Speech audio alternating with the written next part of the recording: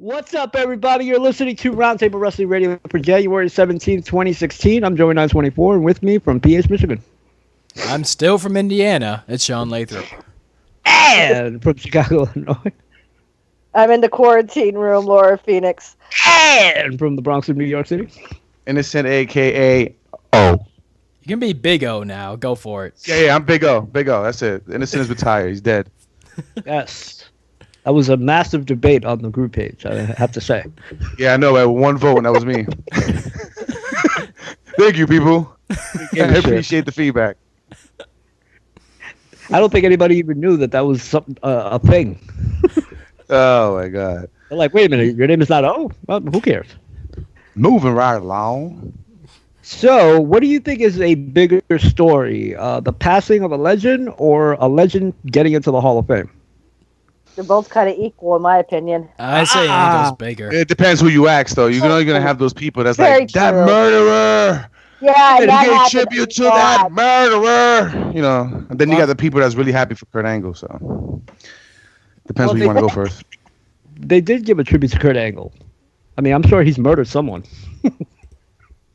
No, but not on purpose. Not his wife. Not Karen Angle. I mean, he had every reason to murder her. He didn't do it because But I mean, He had every reason to murder Jeff Jarrett. yeah. But yeah, I don't know. Whichever y'all want to start with. No, I don't know how Kurt Angle worked there when that was going on. Like, I would have lost my mind. Like, if I would have saw Jarrett, I don't care where. I mean, he did lose his mind. He started going into drugs, beat his girlfriend for a while, and then cleaned up after the whole Karen Angle thing. No, but he went back to doing the storyline with Jeff Jarrett. I don't think I could do business out of and it. it was years later he finally did the storyline. I mean, he definitely went nuts for a bit.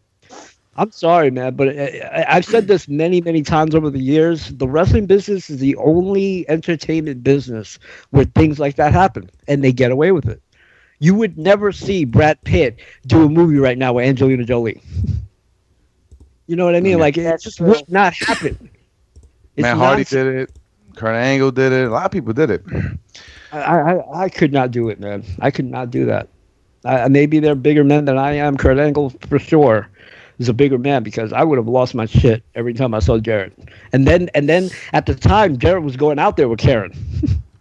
You know, like you have to be in the back watching the monitor, and you're just like, where the fuck am I? And a lot of the things he was saying to Kurt Angle, yeah, his promos. I was watching some of it, and it was really harsh, man. Like, damn, that was a juicy storyline. Like, it was really good TV, but I could not do that. I could not do that. But anyway, yeah, Sean said that Kurt Angle is the bigger story. Yeah.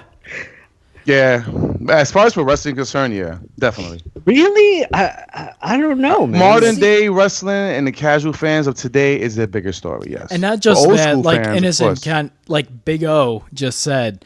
I'm talking about some scrub that the whole murderer thing. It kind of rubs me the wrong way that it suddenly went from, like, on Saturday, the talks were this guy's terrible. He could have potentially, he's going to be going to facing trial to have killed his girlfriend or wife, whatever she may have been. I don't know the full story back in the 80s. To, oh, what a legend. He did so many great things for the industry. It's like, no, you don't flip the table just like that because the guy died. So that's why I say Angle's bigger story.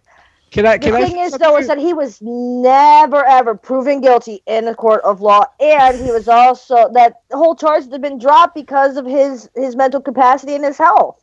Yeah, but it's not a coincidence that years. But it's not a coincidence that Vince McMahon flew out and all of a sudden gets dropped, and then But here's the thing: they were re-reviewing those case files as soon as Jimmy Snuka said, "You know what?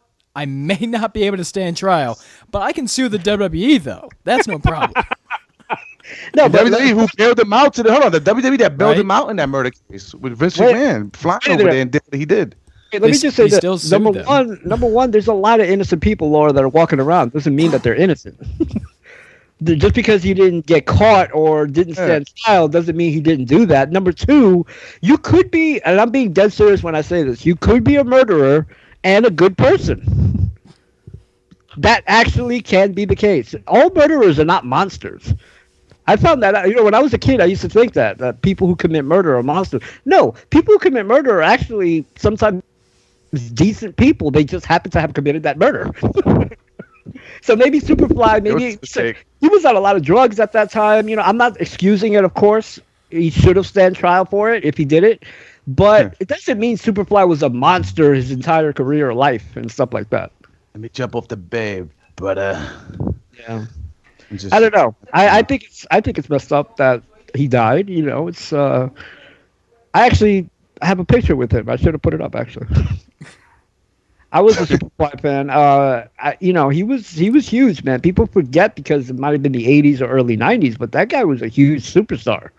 That guy was actually before the Undertaker took the moniker. He was the original Phenom. True that. That is true. So, and I think that's what people are remembering. Yeah, I think that. I couldn't forget Superfly because he refused to retire. You know, I don't think there's anything wrong with paying tribute to what he contributed to the wrestling business. Nothing wrong with it, even if he did commit the murder. There's nothing wrong. I feel the same way about Benoit or anybody else. That should be separate. You know what he did for the wrestling business. Just my opinion, of course. I know a lot of people feel differently because people think that if you do one bad thing in your life, that you have to be that bad person your entire life. I don't think so. I really don't look at it that way. But he's gone, and he got away with it. Got away with the murder. Well, I wouldn't say he got away with it. I mean, if he is guilty, I'm sorry, karma came to bite him in the ass. That's true. Stomach cancer that's just a harsh way. I mean, did it really bite him? He was 73. He lived a full life. That's true too. I mean, they didn't really bite him. He got to see his daughter have a little bit of success. You know, little bit of success. You call that success, his daughter? When she first came in, they were doing stuff with her. In the wrestling business, if you make it to the Fed, that's like in Major League Baseball when you get to the big teams. That's called making it to the show. You can't get bigger than that. Yeah, that's true. So, what's his name? What's that dude name? Kurt Hawkins. He made it. He's successful right now. Out of hundreds. No, she said as long as you make it to the big time, you are a success. I would say yes too. I'm sorry, that is not. There was so many wrestlers I can name that was in the WWE that's probably selling cars right now. All right, but they were there though. That's like somebody who did a. Said for the baseball players that have left exactly Major League. Gosh, so we're gonna hear. Yeah. People, but that's what I think. I think the same thing about people who make a hit song. Yeah, you know, people make fun of people who make hit songs, but hey, they had a hit. Or like. I mean, just to really change the argument another way, it's like if you're the greatest basketball player in the European League, that doesn't mean crap until you make it to the NBA, really. They don't even consider you until you make it to the NBA. Let me tell you, there's been a lot of bad players in the NBA, but guess what? They were in the NBA. You know, so hold on. So Mo from Men in a Mission is successful. He's successful, right? Oh, cool. As a matter of fact, his story is actually very successful. Okay. I'm just saying. I'm talking about this in general. There's hundreds and hundreds of independent. No. I understand what you're saying. I'm not trying to like shoot it down. I feel what you're saying. I don't know. I just don't. I don't know. I feel like a success story is somebody that longevity and success, and that's always on TV. That's what I consider successful. Not just because you became in the WWE. You know. Now you could say that about. I would say that if you're talking about who's a star. Like, okay. The guy with the cane that you just mentioned, I always forget his name. Kurt Hawkins. Kurt Hawkins. He's not a star, but he is somewhat of a success because he did get brought back. Yes, it was to obviously make a fool out of him, but he did get brought back. Out of hundreds of independent wrestlers that could be there, Kurt Hawkins is there. You know, like, and there's a lot. I don't think they brought him back to make a fool. I just think that I think so. It didn't just sit well with the fans, and they just capitalized. They didn't do anything. How can they? No. That one promo he cut in that pay-per-view. You know, it was just so dead in the crowd. I really thought that. I think they really thought that the crowd was gonna be behind him, and it just didn't happen. And they just said, "Fuck it, let's drop him." So you telling me that weeks upon weeks of promos leading up to his return, and one promo they were like, you know what, we wasted our time. Well, that's what I'm saying. Why would they do weeks and weeks of promos just to squash him? It just doesn't make no sense. It's not like he was a big star in TNA. Doesn't make any sense either way. To me, it's a waste of their money. Well, regardless, I was right about him. He wasn't going to go nowhere. So, yeah. Well, everybody was like telling me that. But again, there's a lot of independent wrestlers or wrestlers that are working at gyms that wish that they could be where Ryder is. Yeah, you're right, because he's still got time to prove us wrong. He works at Madison Square Garden. He gets paid. I mean, Yeah. There are wrestlers that feel okay with just doing that. Believe it or not, not everybody's going to be Kurt Angle.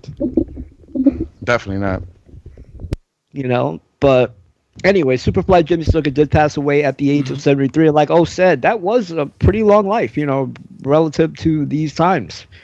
Especially for a wrestler. Yeah.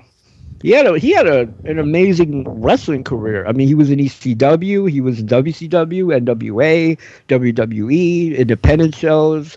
He had a long wrestling career, and he coined one of the most signature. He had a very long wrestling career. He had a wrestling career so long that he should have retired 10 years before. Yeah, I remember that spot in the Royal Rumble with him and Piper. My God, it was so horrible. Shoot, even worse, that handicap match with Jimmy, Piper, and Steamboat against Jericho. I didn't mind that though. I remember the last time I saw Snuka live. Steamboat help with that. Last time I saw Snuka live, he did the top rope splash, and he didn't even jump off. He just fell forward. He couldn't even jump no more. That's when I knew. Listen, I gotta stop watching this guy. But he was in video games. He's a legend. Everybody knows his name. So he had a good run, good career. But also the other big story, of course, is the return of the one and only, in my opinion, just my personal opinion, the greatest wrestler of the generation is Kurt Angle. Yes. And the reason I say that is because, for obvious reasons, obviously the ring stuff, but Kurt became such a versatile performer. The guy could do comedy, drama, any situation you put Kurt Angle in, he excelled. The guy was inter-European champion at the same time. Nobody ever did that at that time. He did it all in 1 year. Remember, he won all the belts in 1 year. All in 1 year, but, 3 guys did around that same time, though. So, what do you mean? I think it was Jeff Jarrett did it, D'Lo Brown did it, and Chris Jericho did it the year after, being the inter-European. I think it was Jericho was the last one. No, but I'm talking about winning all the major titles in 1 year. He did it in 1 year span. And not only that, but Kurt did it first before all those guys you just mentioned. No, he's talking about D'Lo and going 98. Why do you gotta shit on the parade, Sean? Why do you gotta shit on the parade? Right. Either way, Kurt Angle did it first. That's I just want to make it accurate that Kurt Angle was the third inter-European champion. Okay. Okay. But yeah, he's still better than everybody you mentioned. Oh yeah, definitely. Oh yeah. By the way, I don't know if this is interesting or not, but Kurt Angle had a nice video on Raw, standing ovation from the fans. Yes. Had it even better. I don't know if you noticed this. I don't know if this has ever been done before. My memory is horrible. But on SmackDown, they did another video, but it was different. Better, yeah. To me, it was better. It really showed his character. Yeah. I've never seen somebody get 2 different Hall of Fame videos in the same week. Because the Monday was more focused on wrestling, and then today was more on his character, which I thought was actually brilliant. They've never done that before for somebody. It's always been the same video. It's so funny because somebody's like, well, are the fans still going to remember the "you suck" thing? And I'm like, yes, they will. They did remember it. It wasn't as loud as 10 years ago, but a little by little is going to catch on. Oh, I told you last year, if that would have hit at the Royal Rumble, everybody would have known. I mean, there's nobody that would have known that was Kurt Angle. Come on. Kurt Angle would have been known. No matter I am going to say this, man. I'm really, and I haven't felt like this in a long time. I'm really excited for Kurt Angle's return. I haven't felt like this since when Hogan came back in 2001. I'm really happy for Kurt Angle. I'm happy to see him. Long overdue, in my personal opinion. I felt like he stood in TNA way too long. I'm actually happy. I'm really excited for that. I'm very happy. What I was going to say was, I don't know if this is interesting or not, but already already Rusev said something to Kurt Angle. Well, in Rusev's behalf. Yeah. But it's already interesting that's already the first thing that comes up with Kurt Angle is Rusev, because everybody knows, 2 or 3 years ago, that was the scenario that everybody was dreaming about, with when Rusev was on his tear. My question is, will it mean anything now, though, with this Rusev? Because, let's face it, this Rusev, in the last 6 months, has been hanging out with Jinder Mahal and kind of, with these 2 idiots from New York. it's not the most incredible Rusev that we've seen. We've seen better Rusev. So I don't know if it would mean that much if Kurt Angle came in and beat the shit out of him. I don't know. Not really. It's not going to mean as much as it did 2 or 3 years ago, especially when they were on that Vladimir Putin stuff and this in America. That was when they really should have capitalized. But now he just lost. He lost the whole gimmick. This is a different Rusev from 3 years ago. The perfect timing. The perfect timing was when he was United States champion in Atlanta, Georgia, on the 20-year anniversary of Angle winning the gold medal. That was the moment to make it happen. But at this point, I still want to see it, but I don't think it'd be a pay-per-view match I'd want to see now. Honestly, I don't want to see it. Honestly, and not that I don't want to see the match. I think it'll be a decent match. It's just doesn't mean nothing no more. Really, it really didn't. Like they built up Rusev to be this anti-American for what was it? At least a year and a half. Now he's not anti-American no more. What is the base on it? I mean, is he going to go back to the old gimmick? They had a really good structure, like Sean said, with the Putin thing, but it seemed like WWE wanted to get away from the Russia That's what I said. And they lost its ball somewhere along every time WWE does something like risky, they pull back on it. I don't know why. The Putin thing is because the Republican base loves Vladimir Putin. So I know, but I'm just saying, like, it's wrestling. Like, let's get back to the Iron Sheik thing. Let's find somebody to really hate. We don't like Muhammad Hassan or something. Yeah, we don't hate anybody. Like we dislike people. I mean, Roman obviously is hated, but for the wrong reasons. Right. But we don't genuinely hate someone because of what they stand for and what they represent. Rusev, he got some serious heat during that span of being undefeated and all that. He was getting real heat. It was a perfect scenario. But now I feel if Kurt Angle comes in and beats him up, I think anybody could beat him up. Like I think. The Italian guys could beat him up right now. It wouldn't be that big of an accomplishment for Kurt Angle to beat up Rusev at this point. They need to start making Rusev get away from Jinder Mahal, get away from this storyline that he's been doing, and get him back to basics. I don't know if necessarily getting rid of from Jinder Mahal, because like if he's got a lackey who is a man of Muslim descent, and you really push the entire, kind of like what we saw with Iron Sheik and Nikolai Volkov, that tandem.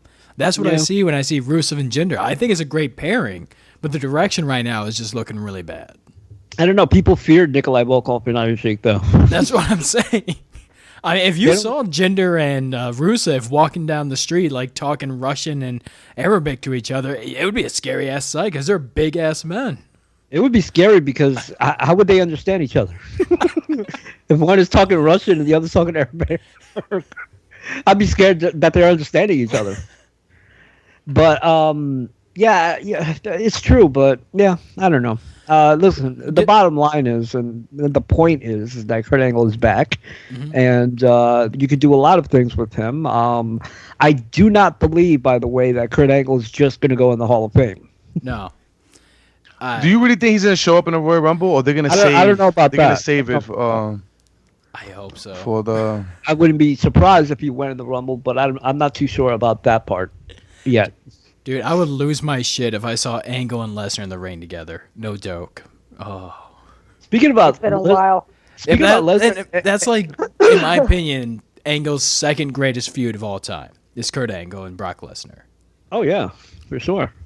The wrestling matches, there was, when Angle first started feuding with Brock, they had a couple of house show matches that was so good that people, for the first time in the modern era, and when I mean the modern era, like from 2000 on to now, that people that weren't even wrestling fans or, casual wrestling fans were talking about that match from the house show. That never happens, by the way. People don't talk about house show matches as often as they used to. Back in the day, you would always hear something from Madison Square Garden. But that's how good the Angle Brock matches were during the house show time. This is when they were preparing for WrestleMania. And once WrestleMania happened, aside from the Shooting Star Press that went really bad, even though I still think it's a hell of a sight to see Brock Lesnar do that Shooting Star Press, whether he missed it or not. That match is actually one of my favorite main event WrestleManias of all time because it was a pure wrestling main event. Yeah, definitely. that was a really, really underrated WrestleMania match. And, it gets talked about for the wrong reasons, which is, of course, the shooting star and Brock Lesnar losing his shit in the back. But that was a wrestling match at a WrestleMania in the main event. We hadn't seen that since Shawn Michaels and Bret Hart. So, yeah, but this was a different kind of wrestling match, though. This was, I'm saying, we hadn't wrestling.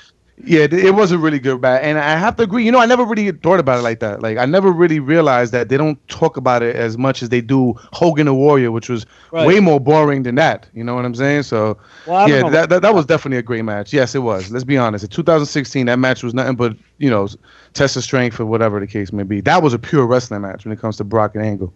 Yeah, but come on, Warrior and Hogan was still awesome to see. It was epic. Yes, it was epic. I was still watching for the crowd, just the hypeness and all, but.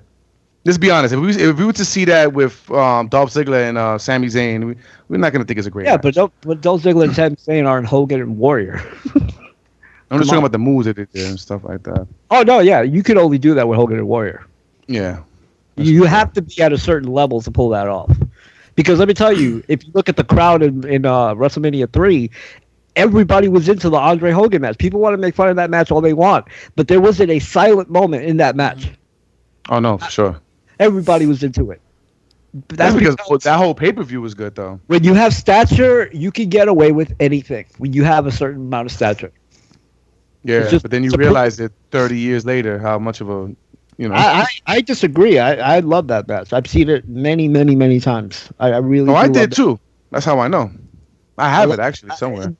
I love that match also because it had one of the people think that everything was done before the match, but if you watch that storyline, there was a lot of stuff that happened after that match and as a result of that match in storyline purposes.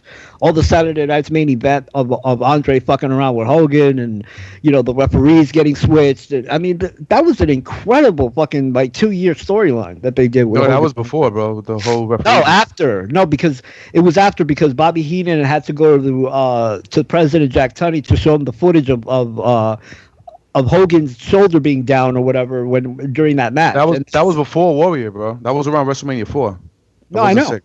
I'm talking about Hogan Andre. Okay. Yeah, I'm not talking about Hogan Warrior. Oh, okay. But yeah, Kurt Angle and Brock. So like I said, even during the house show, and let's not forget that Angle and Brock also had an Iron Man match on SmackDown that also gets forgotten about. I don't know why, but they wrestled 60 minutes of nonstop wrestling. I'll tell you one match that Angle and Brock was in that was really, really great that I seen actually a couple months ago. It was a triple threat. It was Angle, Brock, and The Big Show. Really, really good. Very good triple threat match. I forgot what pay-per-view it was, though, but if you could look that up, great match. Yeah, really good stuff, man. And all the matches with him and Rey Mysterio. Brock?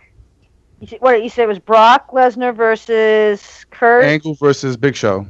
Great match. Really good. Really, match. I know what you're talking about. That was a good match. And the matches with him and Rey Mysterio, man, were great. Yes. Great match. SummerSlam 2003.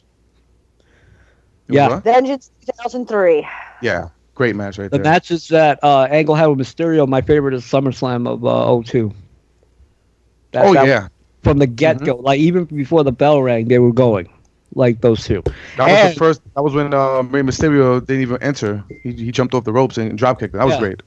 And way before Undertaker started having good matches at WrestleMania, Undertaker, Kurt Angle, No Way Out, probably top 3 of Kurt Angle's my favorite matches of Kurt Angle because that was an incredible match that they even said that they wish they had done at WrestleMania. Which is a little ironic considering. Take a wild guess. Take a wild guess who Kurt Angle said to Sports Illustrated who he wants to induct him in the Hall of Fame. Who? Stone Cold Steve Austin. Really? And we were talking about his matches, but just tonight from the video they did, the character, every single thing Kurt Angle did with Stone Cold, especially that invasion thing, was absolutely gold, man. I was watching that a couple of months ago, actually, the whole, because they had just put it on the network in sequence. Man, even watching it now, like, maybe 10, 15 years, it is still the best, some of the best television. I was actually in one of those, I was actually at Madison Square Garden for one of those things. And the crowd was just, they just loved every second that Kurt Angle and Austin and McMahon had together. And that the one I was at was where Kurt Angle was going to chase down Booker T. And right before he chases him down, he actually goes up to the camera and points at his gold medal for no reason at all, by the way. But Kurt Angle just points at his gold medal and says, "Let's go after Booker T." It made no sense, but it was just the funniest thing I have ever seen because he just did it out of nowhere. Like, Kurt Angle was that fucking good. By the way, also, on the Kurt Angle trip that we're on, probably my personal favorite guest of all time on the Roundtable show, because Kurt Angle was such a amazing person to have on the show. We actually got bumped off a couple of times, and Kurt was so generous to us on that day. Really didn't have to do what he did, and gave us almost a 2-hour interview. And he's a genuinely awesome person, actually. So I'm really, really excited. I agree with unfortunately, I saw the announcement before the television show. I wish I would have seen it on the television show, but oh yeah, I think ESPN breaking the news, and I would have loved to have seen it on Raw. I'm gonna keep it real. I was a little surprised when I not that he don't deserve it or nothing like that. He definitely deserves it, but I didn't really think that WWE was gonna induct him like this year. I thought maybe he was gonna come back for a little while, maybe a year or two, and then because he was been gone for so long, man. He was in competition with WWE for so long. I mean, it's great. It's great, but very surprising. If you remember, Kurt Angle left WWE to compete with WWE. Yeah.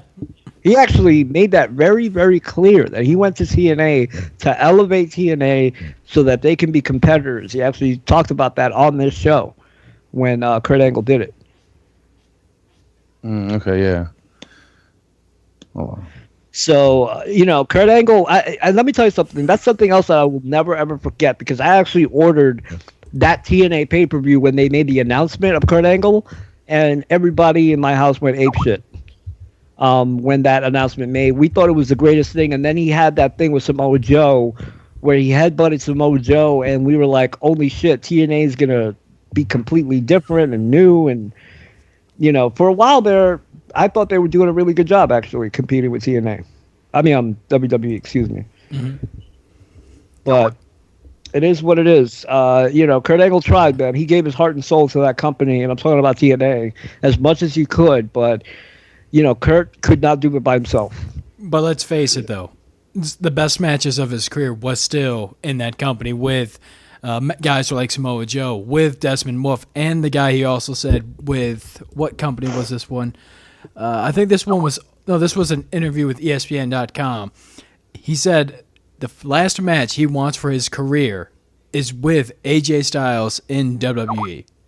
Yeah. And you just look back at the entire battles they had. The greatest rivalry for Kurt Angle is AJ Styles, and that's a hell of a way to end right there.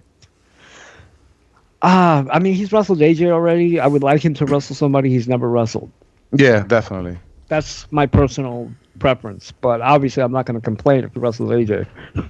But we've seen battles when Kurt was really Kurt Angle. I mean, he had some great fucking classics with AJ, so I don't know if I would be that excited about it. But he also says he wants to wrestle Brock Lesnar, by the way. I would think twice about that with his condition in his neck. But, if he could do it with Bobby Lashley, I guarantee he could do it with Brock Lesnar. I mean, I think Kurt, if anybody, could bring out what Lesnar used to be. I think he could bring out that competitor that Brock Lesnar used to be, because that was, no question that was the best Brock Lesnar we've seen. Is when he wrestled Kurt Angle and Undertaker. Those are the two guys that brought out the best in Brock Lesnar. If again, Hell in a Cell with Brock Lesnar and Undertaker, the original Hell in a Cell, one of the bloodiest battles we've ever seen. So Kurt Angle will be inducted and obviously the headliner. And by the way, this is a bona fide, genuine Hall of Fame induction. Yeah. This is an induction where you don't have to question it. You don't have to say, really? You don't have to say this or that. First ballot Hall of Famer personified is Kurt Angle. And by the way, another Hall of Famer from TNA. And really TNA Hall of Famer. Yeah. Hold on, is he the first guy to be in the TNA and WWE? Or did Ric Flair do that? No, Sting. Sting. Okay. Yeah. I mean, if it continues, I don't know how like accurate this rumor is. I'm gonna throw it out there. Yeah, I could tell me, I'm bugging, but some like websites or I googled the news. Supposedly saying that rumor is that Beth Phoenix is gonna be female this year. I don't know. That is, though. I do not, by the way, think that should. Hello? If it was an accurate Hall of Fame, I don't think that should be done. I don't think she did enough to be a Hall of Famer. I think she did. I do too. Are you fucking kidding me? Multiple-time women's champion, Divas champion. She was one of only 2 women to ever compete in the Royal Rumble. 3. Actually eliminated a few people in the Royal Rumble to boot. Damn, I got fucking first ever women's table match in that modern era of the WWE. And she was. Did you even hear what I said before I left? And she was the longest reigning Divas champion until Nikki Bella broke that record. Or AJ won the 2. She was the longest reigning champion for that era. Do you believe the rumor? Obviously. I believe it. I think it's a good pick. Oh, do you think she belongs in the Hall of Fame? I'm talking about like a true Hall of Fame. No. Not at all. Why? She wasn't there long enough. What? To be considered like a legitimate Hall of Fame career, and she didn't really.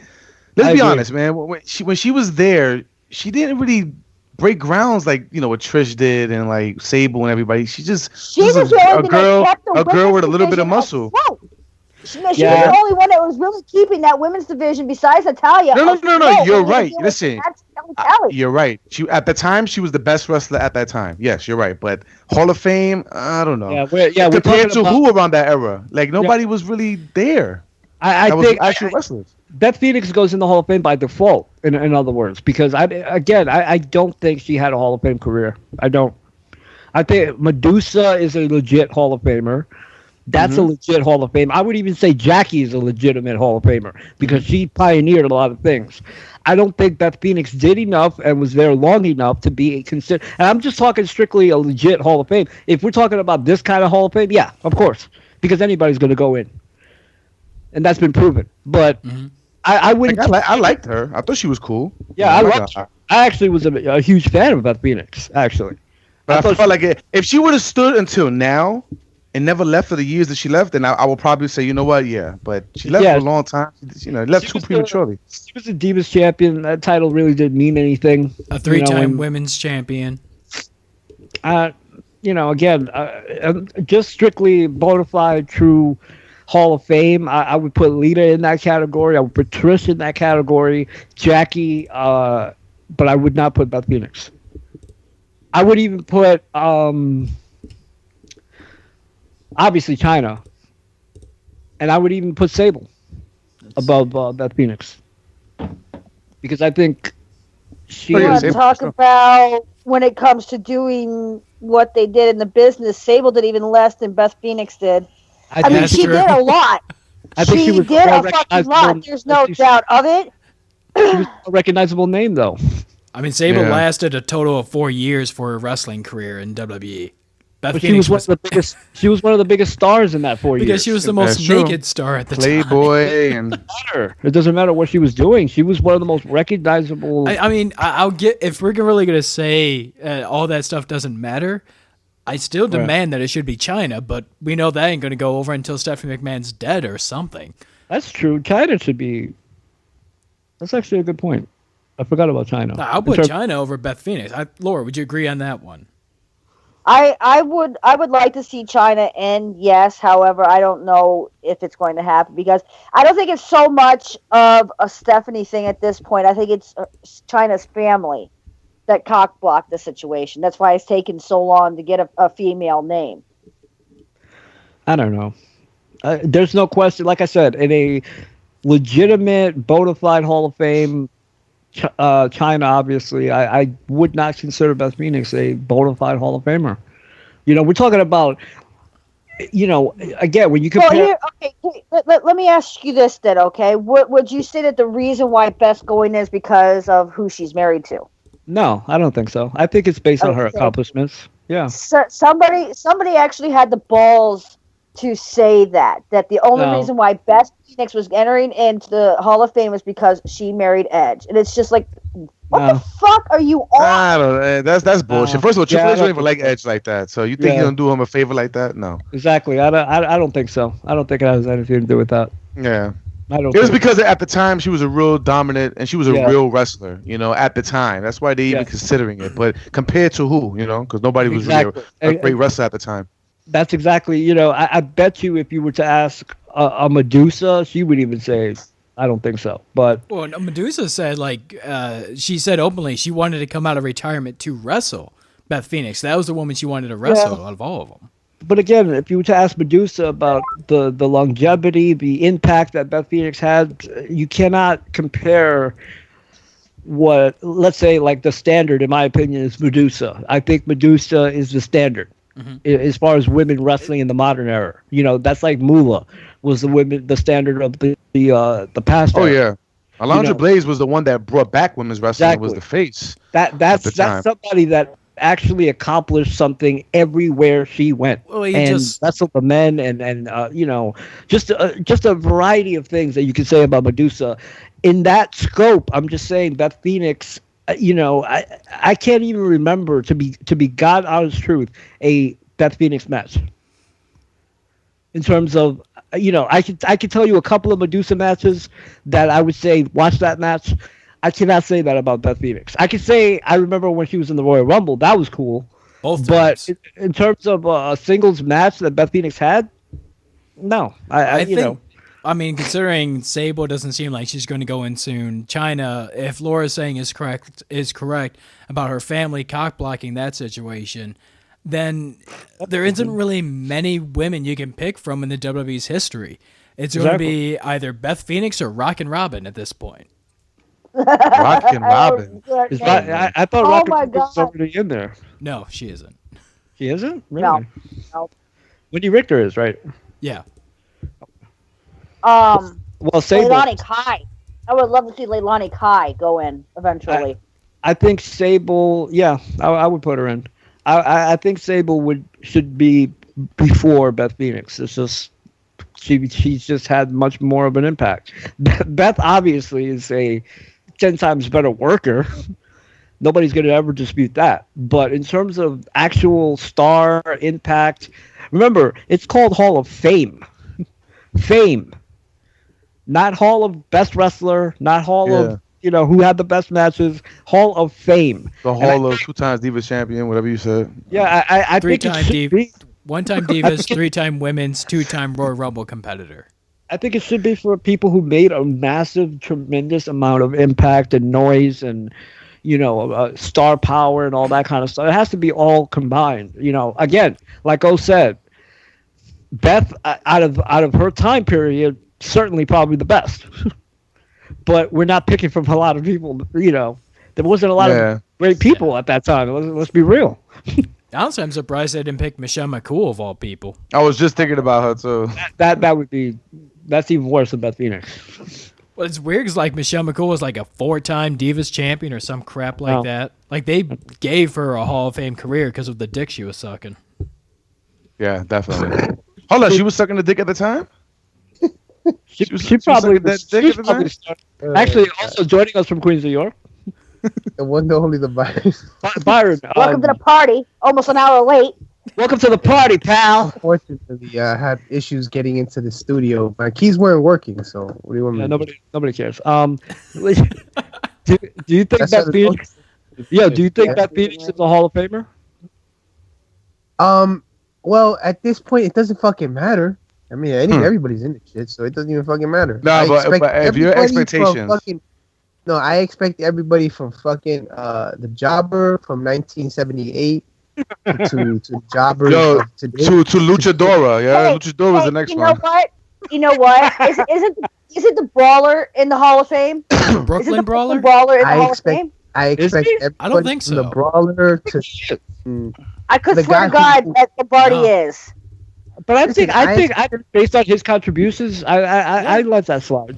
I would let Labardi We never saw the guy who Mean Gene said put the cigarette out. I expect him to be in the Hall of Fame for that movie. No, that guy's winning the Warrior Award. Whichever thing everybody that's involved is going to go in.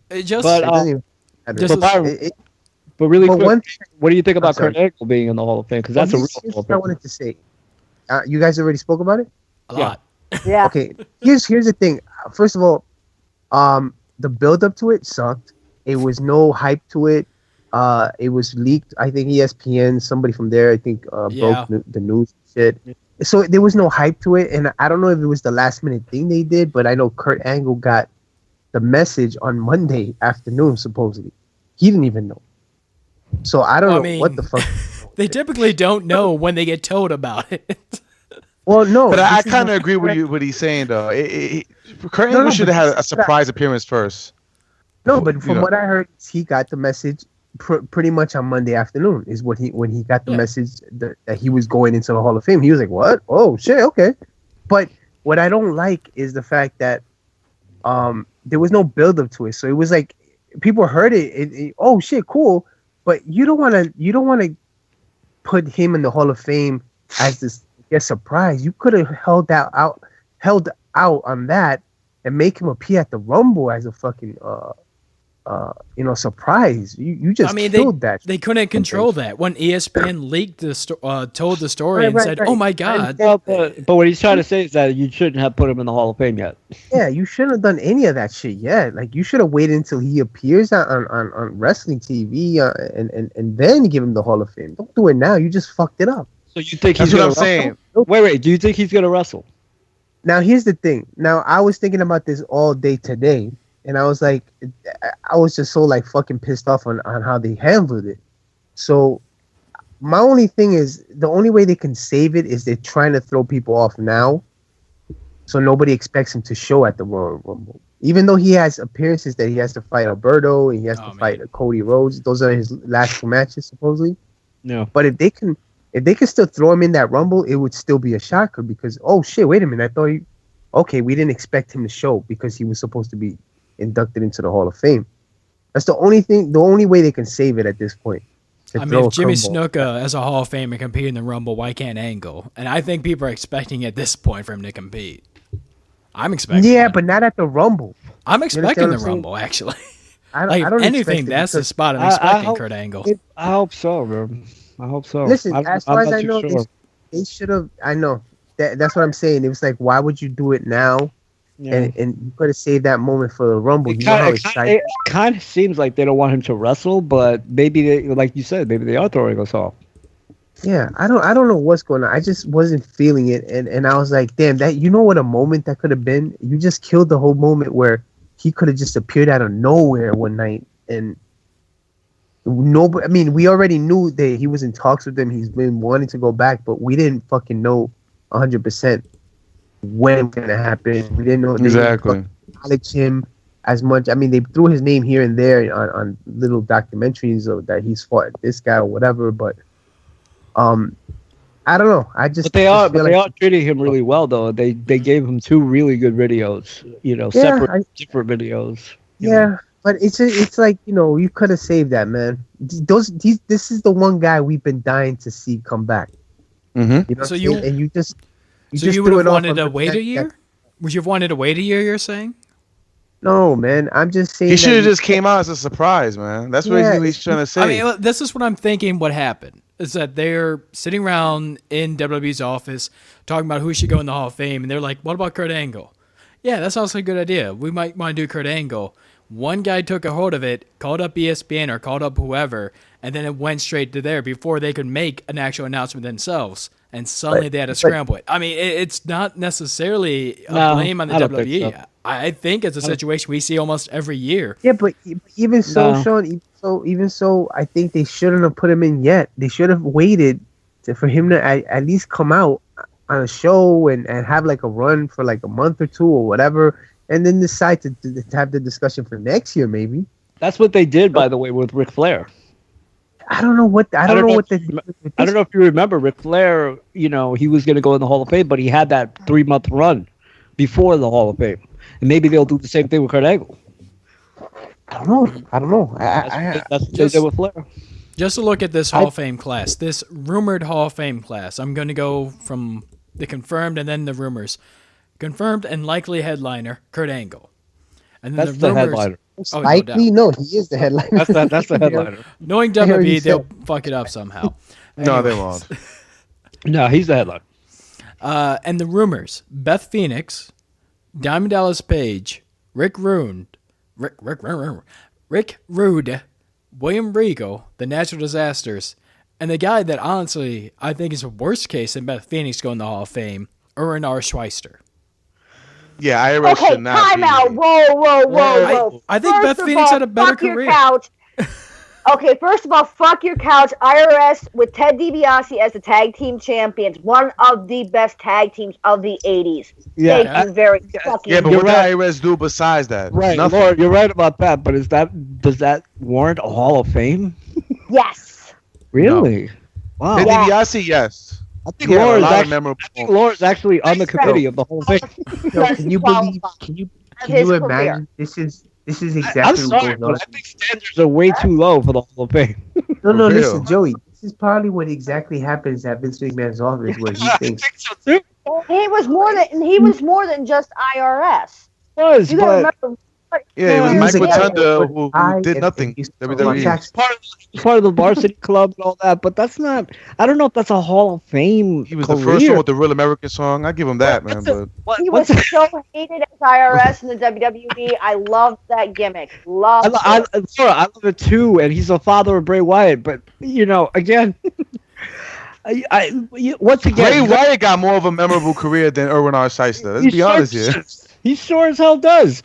But you got to understand something. In other Hall of Fames, you have to have a certain amount of stats to even be considered to be in the Hall of Fame. And trust me, I think it's over fucking due, to be honest. What? IRS? I don't think so. Yes. You didn't pay your tax. Especially when DiBiase went in. Especially when DiBiase went, because oh my God, those two as the tag team champions, I literally have sat and watched old school pay-per-views And that lasted 2 years. Why did I enjoy this as my kid? It wasn't That even lasted 2 years. it wasn't even that long of a run, to be honest, with Money 2 years. Incorporated. Come on.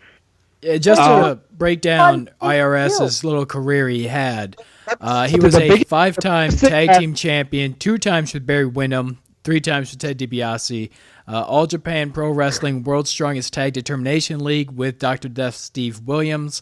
After that was kind of more in the regional areas where he was the NWA World Television Champion 3 times with Jim Crockett's promotion, and the Maple Leaf Wrestling Canadian Television Champion. The biggest thing that IRS did as IRS was have that WrestleMania match.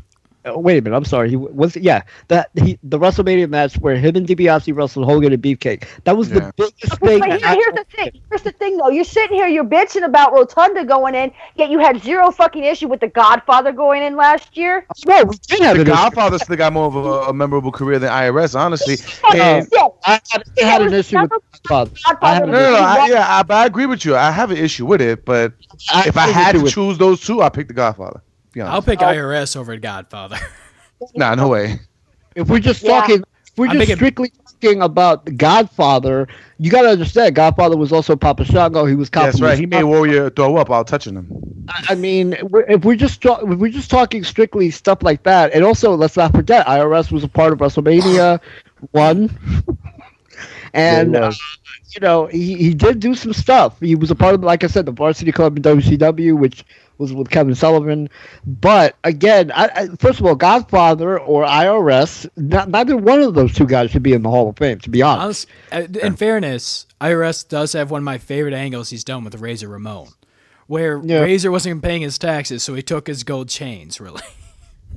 I mean, and I barely remember that. I'm not even gonna lie to you. No, I do remember that, actually. He also was it that unforgettable? Like, I mean, it was the best Razor moment for me outside of Shawn Michaels, not matches, moments. Wait, so you don't consider the Goldust there? And the 1, 2, 3 Kid thing? Come on, man, that was great. I still too. say IRS is a bigger moment with Hell Razor no. Ramon. Goldust? Yes. Dude. Oh my God. I'm going to say Beth Phoenix is over IRS, and I'm going to say IRS is over the Godfather, but I'm not. I think IRS is the weakest for this Hall of Fame class. Wait, who was the other guy? And the Natural Disasters? Natural Disasters, right? William Regal, IRS, and Rick Rude. DDP. Oh, I know. Christian was also rumored, but we don't know if he's confirmed, just like the rest of them. Yeah, Natural Disasters. That's kind of crazy.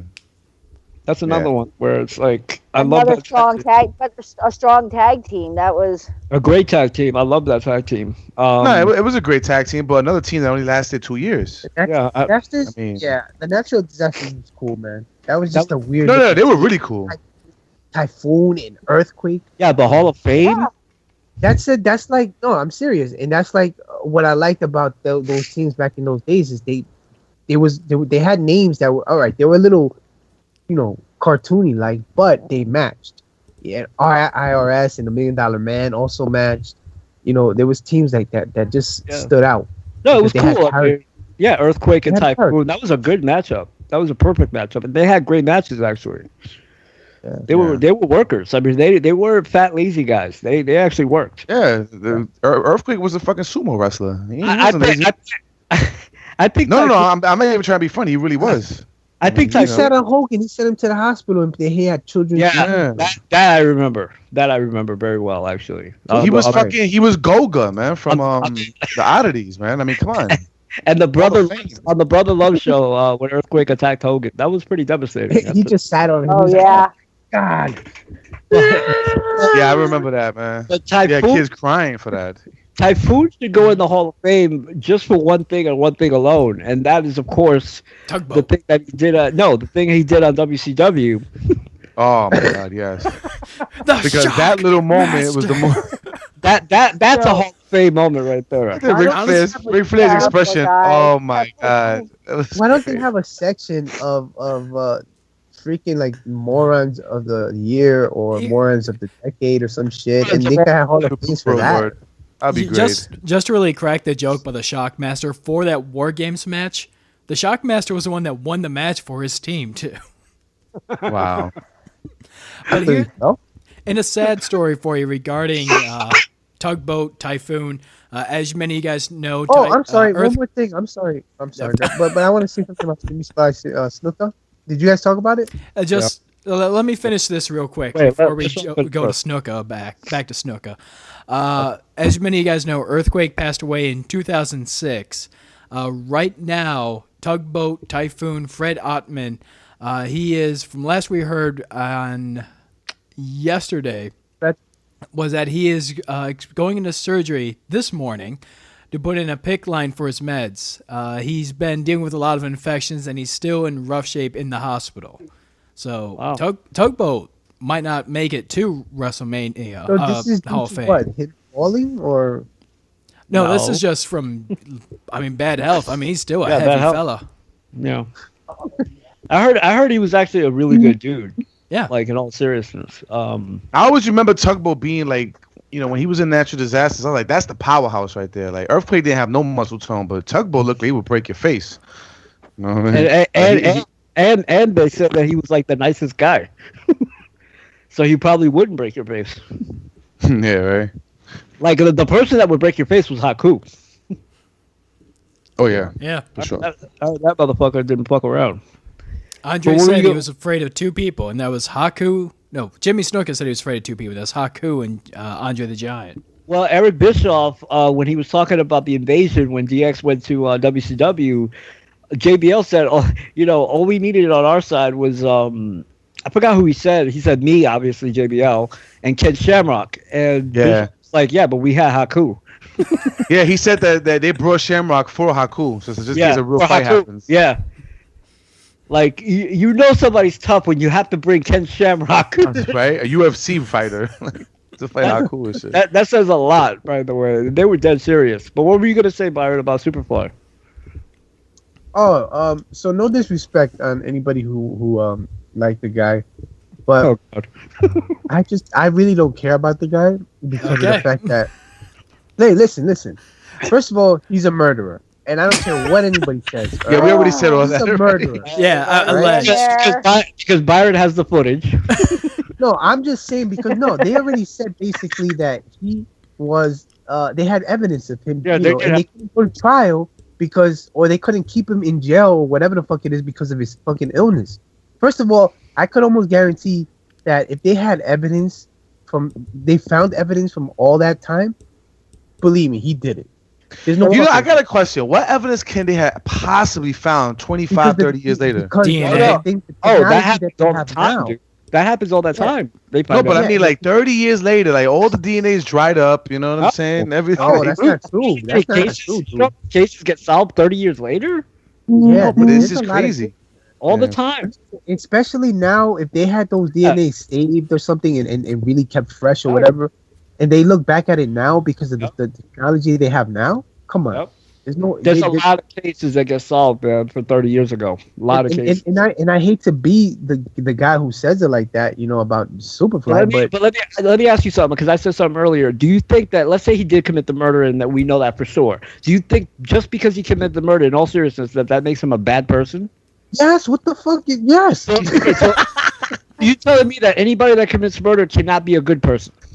OJ was a good guy, all right? I was going to say, okay, wait.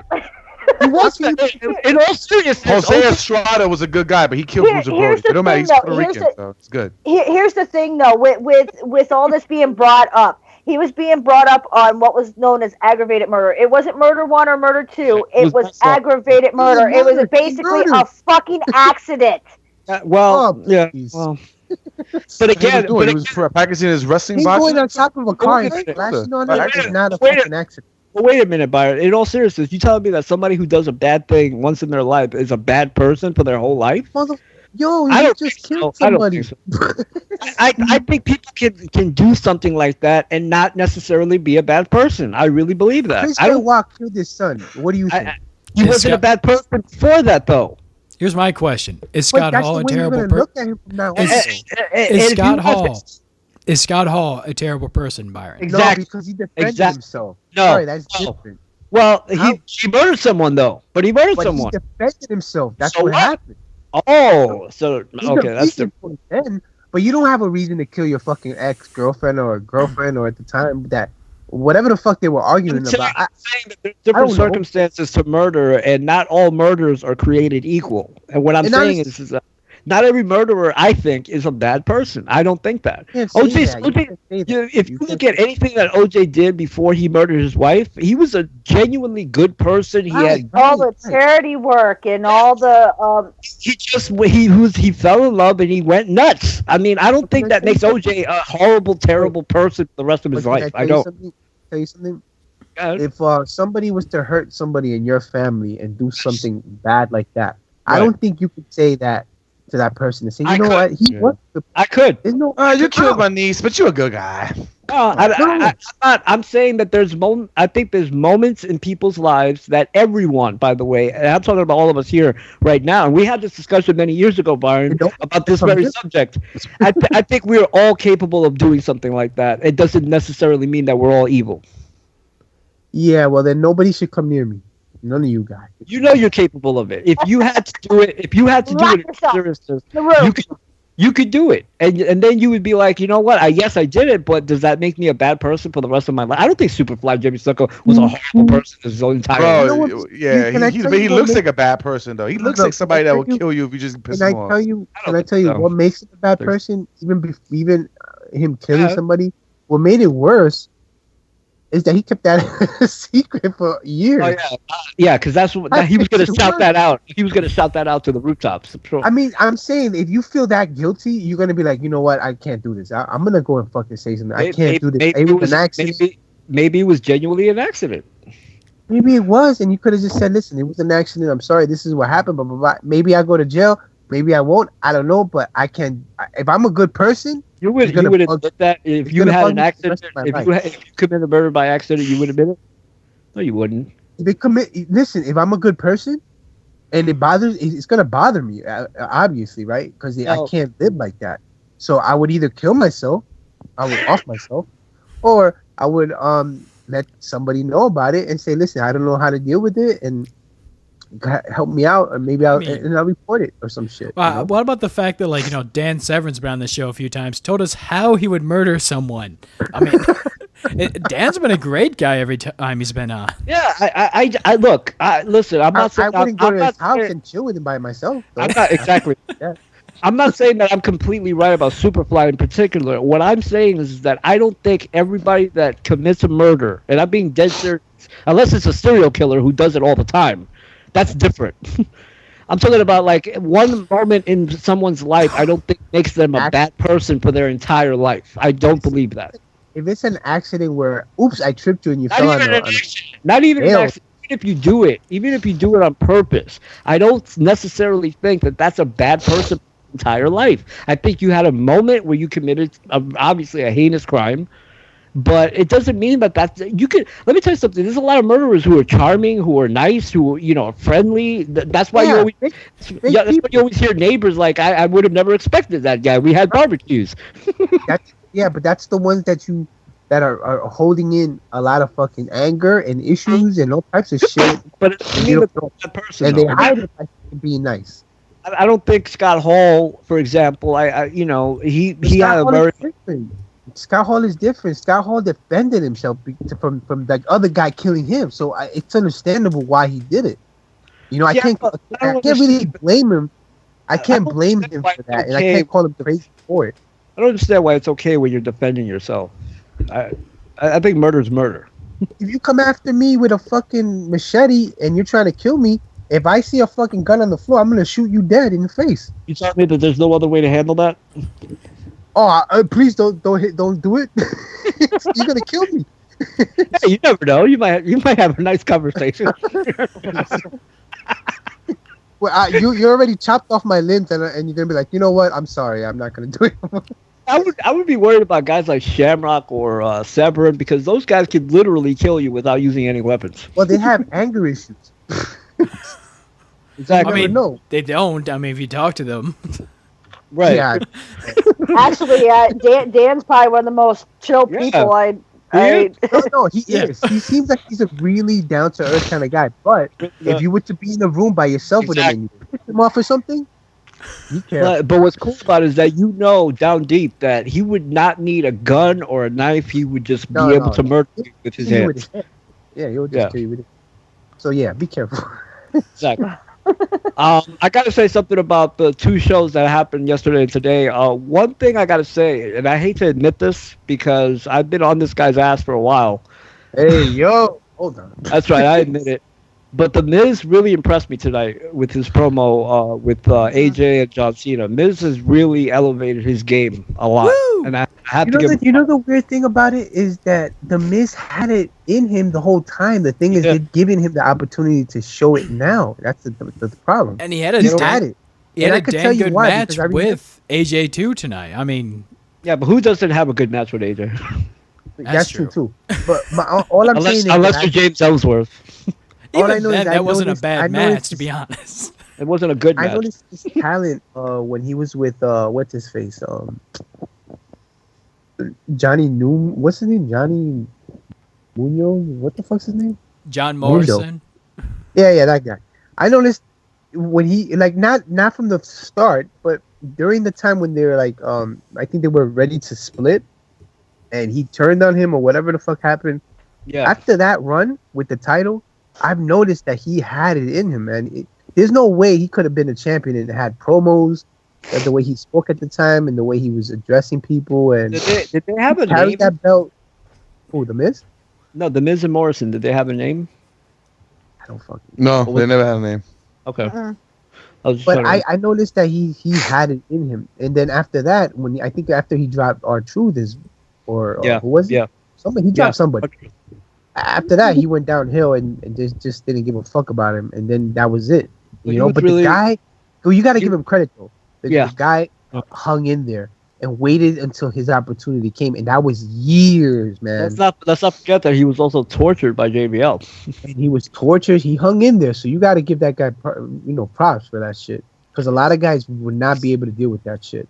Yeah, the guy supposedly does a lot of stuff for the company as like John Cena does. Yeah, so he did a lot of good. He did it really well tonight. That's what I can say. He really impressed me. Also, I gotta mention before I forget this, Dolph Ziggler. I wanted to talk about this. I really, really have to say that I personally enjoyed that segment immensely. Yes, I did. I thought that was old great. School. It was great. The fact that he just brought out that old footage. Yes. I thought it was old school. I thought the way that they executed it, I just loved it was Jerry Lawler had the King's Court because they were in Memphis tonight. And they showed Ziggler doing elbows to Jerry Lawler's chest right before he had the heart attack, and Ziggler brought it up. And then Ziggler super kicks him right in the heart, by the way. Yes. Right in the heart. And Jerry Lawler sold that shit like a motherfucker. JBL gets up in such a way that he trips, getting up to help Lawler. It just reminded me of Vince, like, losing control at the broadcast booth, you know, when something major would happen. And it felt very old school. I loved that segment. I thought it was really well done. And I like this Dolph Ziggler a lot. I was actually surprised some of the things that Lawler was saying. He was like, you know, no matter how much you change your attitude, you're still going to be a loser. You know, like, basically that's what he was telling him.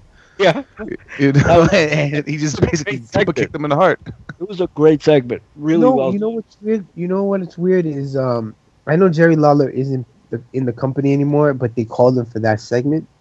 I wonder if after that segment they decide to keep him around again for some, you know, for segments like that. But you ever notice, like, when they bring somebody who's not stable with the company, it's always the thing. No, but you know, Jerry Lawler had a good input in that whole segment. Like the way he screamed at Ziggler to come back, it was like really. But wait a second, though. It was what town were they in? Memphis. But I'm saying, I mean, just like why Mark Henry is suddenly on TV in Texas. It's just what they do. I mean, he's not going to be back. That was just what I do. But I'm saying, if he has such a good segment, you know, those things are always one of those things that catch people's eyes or attention in the back. So it might be like, you know what, let's keep this guy around again. I'll tell you one thing though, Jerry Lawler was performing today like he want his job back. Exactly. Like, that's what I'm saying. It was well done, man, on all sides. It was well done. Yeah, it was great. Getting up, really good segment. Really, really well done. Also, very well done is that for weeks and weeks, they've been doing the luchador thing. And it turns out at the end of the steel cage match between Becky and Alexa Bliss to be... They just randomly let her in. What the fuck? Mickie James turned out to be the luchador for the entire... in reality, it really wasn't the whole time. But well, we know. But wait. Was that match good, though? It was okay. It was okay. Wasn't all that. I mean, I wasn't really paying attention, but I didn't hear like it wasn't Charlotte or Sasha, but damn, that sucks that we have to constantly compare that shit to Sasha. And it was the main event too, so yeah, it was the main event.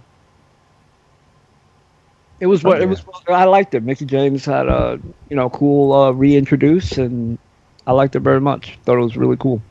You know, the outfit is not very flattering on her though, but no, not at all. She lost a lot of weight. I don't like that. Yeah, that's what I'm saying. She lost. Yeah. Her ass. Let's just say it. She did. I mean, she's had a kid, so it's kind of hard to keep on the thickness a little bit. Oh, please. So did Kim Kardashian. Listen, in my hood, Kim when you have a kid, Kardashian your ass pays get for bigger. her thickness. There's a huge difference there. But I know people in real life that have had kids and not lost their ass. But also, exactly. I mean, I've had two. I still haven't lost my ass. It's true. I was about to say that actually. There's been plenty of people. Oh, Sean. Yo, Sean. Everyone stared at Laura's ass. It's now normal.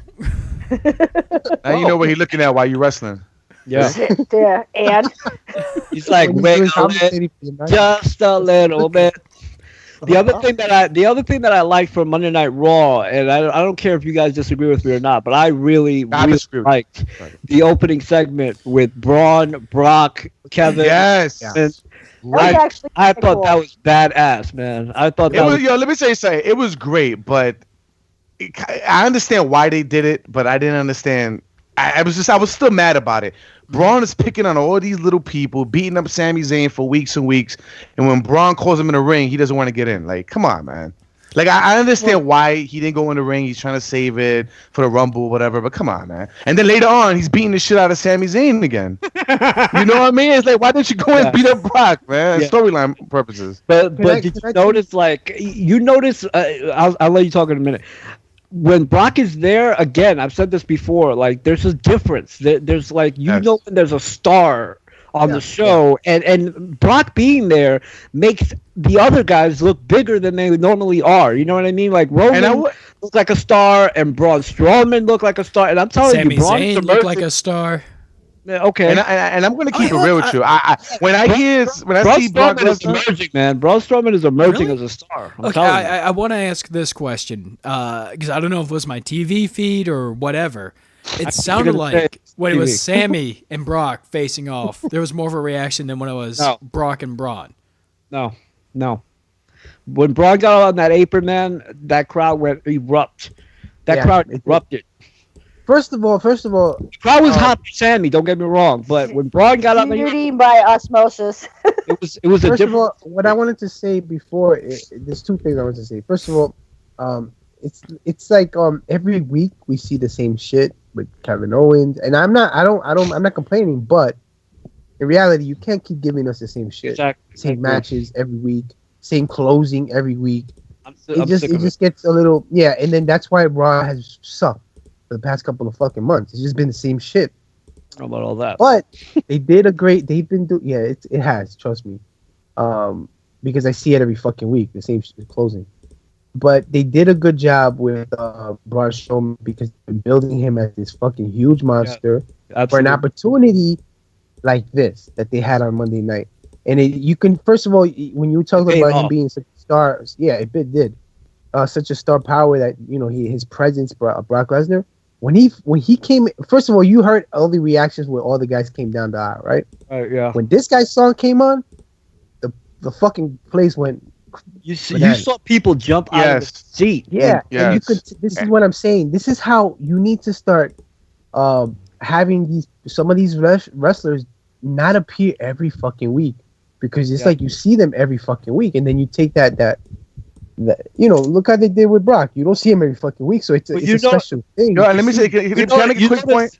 Go ahead. I have a strange feeling, and I've said this in the past, and I just feel it more now. The fact that he still got the reaction that he did, little by little, Brock is gonna take over that Goldberg shine. Goldberg is not gonna be the star. He ain't gonna get that pop. I'm telling you, when they fight again, Brock. That when it comes to being over, Brock is gonna overshadow Goldberg. I'm sorry. I will say, I don't know if I agree with that because the Goldberg chance was a lot less on Monday.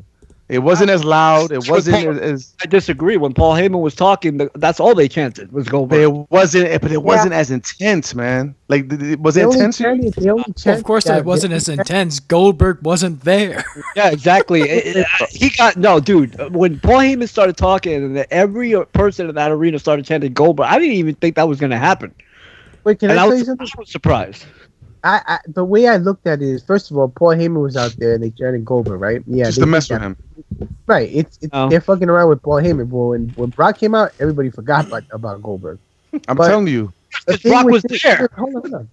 Yeah, whatever. But anyways, the thing is that I feel see, you lost me, man. You made me lose when I was gonna. I haven't said anything. No, but it was. I was gonna say though that Brock. What I found interesting about that last night was that losing to Goldberg did nothing to affect Brock. I remember now. Didn't Brock, when he came out there and confronted everybody and beat the shit out of everybody, didn't he look like the good guy? He did. Right? He did. But Brock, so imagine the tables turn.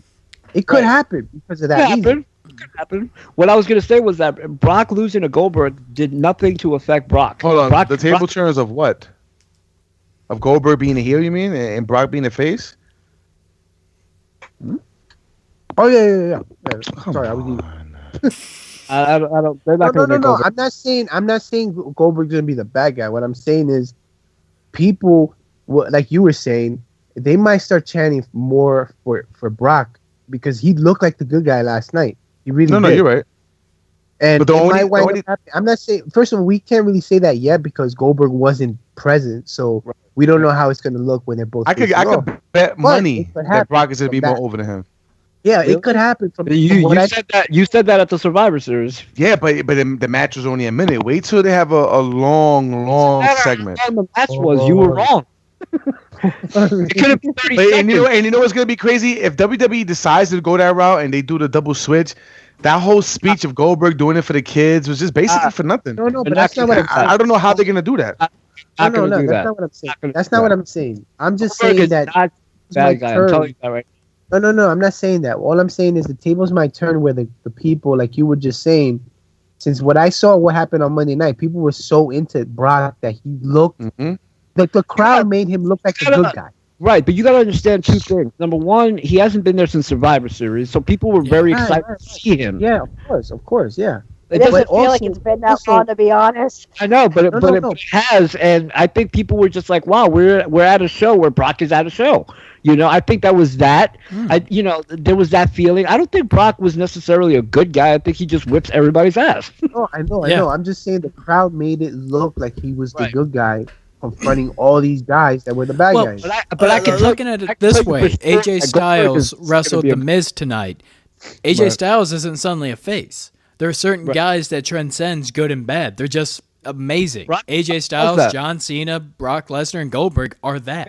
But remember, there's a lot of people that these are a lot of the fucking fans that don't and just get upset about every little thing. There's a lot of fans that got upset the fact that he lost so easily to Goldberg because of the streak that he took away from Taker. He just made it look like nothing, like it didn't mean anything. Well, let's look at it this way. When Undertaker was feuding with Brock Lesnar and he was just kicking Brock in the dick over and over, was Undertaker suddenly a heel in that feud, or was he still cheered? Right. I get what you're saying, but I'm just saying the crowd. It could be possible. We only going to be able to tell when they're both interacting against each other how the fans are going to react after he lost the fight to Goldberg. We got to see how the reaction's going to be this time around. You know what it is? At the Royal Rumble, it's going to be so hard to tell because I think people are going to be cheering everything. Well, honestly, you never know. Because there's a lot of people that want one guy to win. And that part, yes. But I'm saying that while people are in the ring, people are going to be so excited that they have so many stars in the ring at the same time. It's going to be very hard to tell who people are really cheering for, especially, by the way, since it's in the Alamo Dome and there's so many people. Yeah. That's going to be a really difficult thing to gauge, unless, like you said, whoever wins the Royal Rumble, that's where, let's say Roman, for example, where, I don't think he's in it, but let's say someone like Roman is in it, that's when you'll see. And by the way, that was the only consistent thing about Raw, is that that's the guy that gets a consistent chant, and it's totally boots. Here's a little fun trivia for you, and this really shows how much Roman sucks, and WWE, it might be. Pro Wrestling Illustrated announced their most hated wrestler of the year. Every single year, it's usually a heel. This is the first time in PWI history the most hated wrestler of the year is a babyface, Roman Reigns. Yeah, he's the only one that gets consistent, never changes, boos. And not for nothing, man. His promos is not as bad for some reason, man. I don't know. What? I don't know. Yesterday's promo, I'm not saying it was great or it was good, but it wasn't as bad as it was like back in the days, man. That's what I was about to say. That he did himself no favors by cutting that stupid promo. It wasn't. But he looked more comfortable though. He didn't look as scripted. You know what I didn't like about everything that he did last night? Everything that he did. Everything he did. He made it. First of all, I didn't like the way he came down the aisle. I didn't like the way he got in the ring. Exactly. I didn't like when he got down the mic. And on top of all that, all right, you just lost the United States title, and you didn't give a fuck about it. Yes, he didn't. I agree. I agree with that, man. He said, "I'm mad, but I'm gonna take it out by winning the WWE Universal title instead of getting his belt back." Like, he came out there like a bitch and was like, "Well, when we were in the Shield, we used to do that." Shut the fuck up about the Shield, dude. Yeah. I'm sick of that. Hey guys, remember when I was over and you cheered me? Guys, remember that? It's like nothing he does. That's exactly what he's doing. Yep, exactly. He reminded everybody to cheer for him. Honestly, let's be honest. I don't think the crowd gives a shit about the Shield now, man. Now that we've seen these little incarnations, they overkilled it. I disagree with. I'm sorry, but the fans are suckers. Every time the three of them are together, they do cheer. They do cheer. whenever they're together. But remember what I told you, that you still took away that one moment you could have really had them all team up and just it would have been such an epic moment that like in a Rumble or something. Huh? Because you already did all these epic moments with them every fucking month, every fucking couple of weeks from there, and after that, you kept doing it. You know, so it kind of takes away. Yeah, but let me tell you something. Whenever they get together, three of them, they're still gonna cheer. I'm telling you. Yeah. No, they will, but it won't be like the. They're so stupid. They were booing Roman Reigns the entire 60 minutes of the Survivor Series. The moment that he hooked up with Ambrose and Rollins, it was like, yeah, I'm like, what the fuck? Yeah. The people are stupid, yo. People are just stupid. You sound really mad about this. You know what it is? I am, because it's so stupid. And by the way, you talk about an opportunity. Why couldn't you do, at least for one time, have AJ, Anderson, Gallows against the Shield? That would have been something to watch. Oh, that would have been something interesting. Oh, but yeah, you know what? sure. You can't do that now because they fucked up the Bullet. So I mean the club, whatever you want to call them. They're trying to do something with them. They had a good match yesterday with Sheamus and the big rumor going around regarding the club, especially with them potentially winning the tag team titles from Cesaro and Sheamus down the road, is that when Finn Balor comes back, he'll start feuding with Seth Rollins and reunite the club with him as a leader again and as a heel. Yeah. Yo, can I say something about the club? I like that. I want to like go off the subject a little bit. I finally seen that match. Let me tell you something. That match that everybody was talking about. I had to see it. Which one? The Kenny Omega versus Okada, whatever. Okada. I seen the match. All right. I got two things to say about it. One, it was a very, very, very good match. I'm not gonna lie. It did start off very slow. The first 10 minutes, a lot of headlocks or whatever.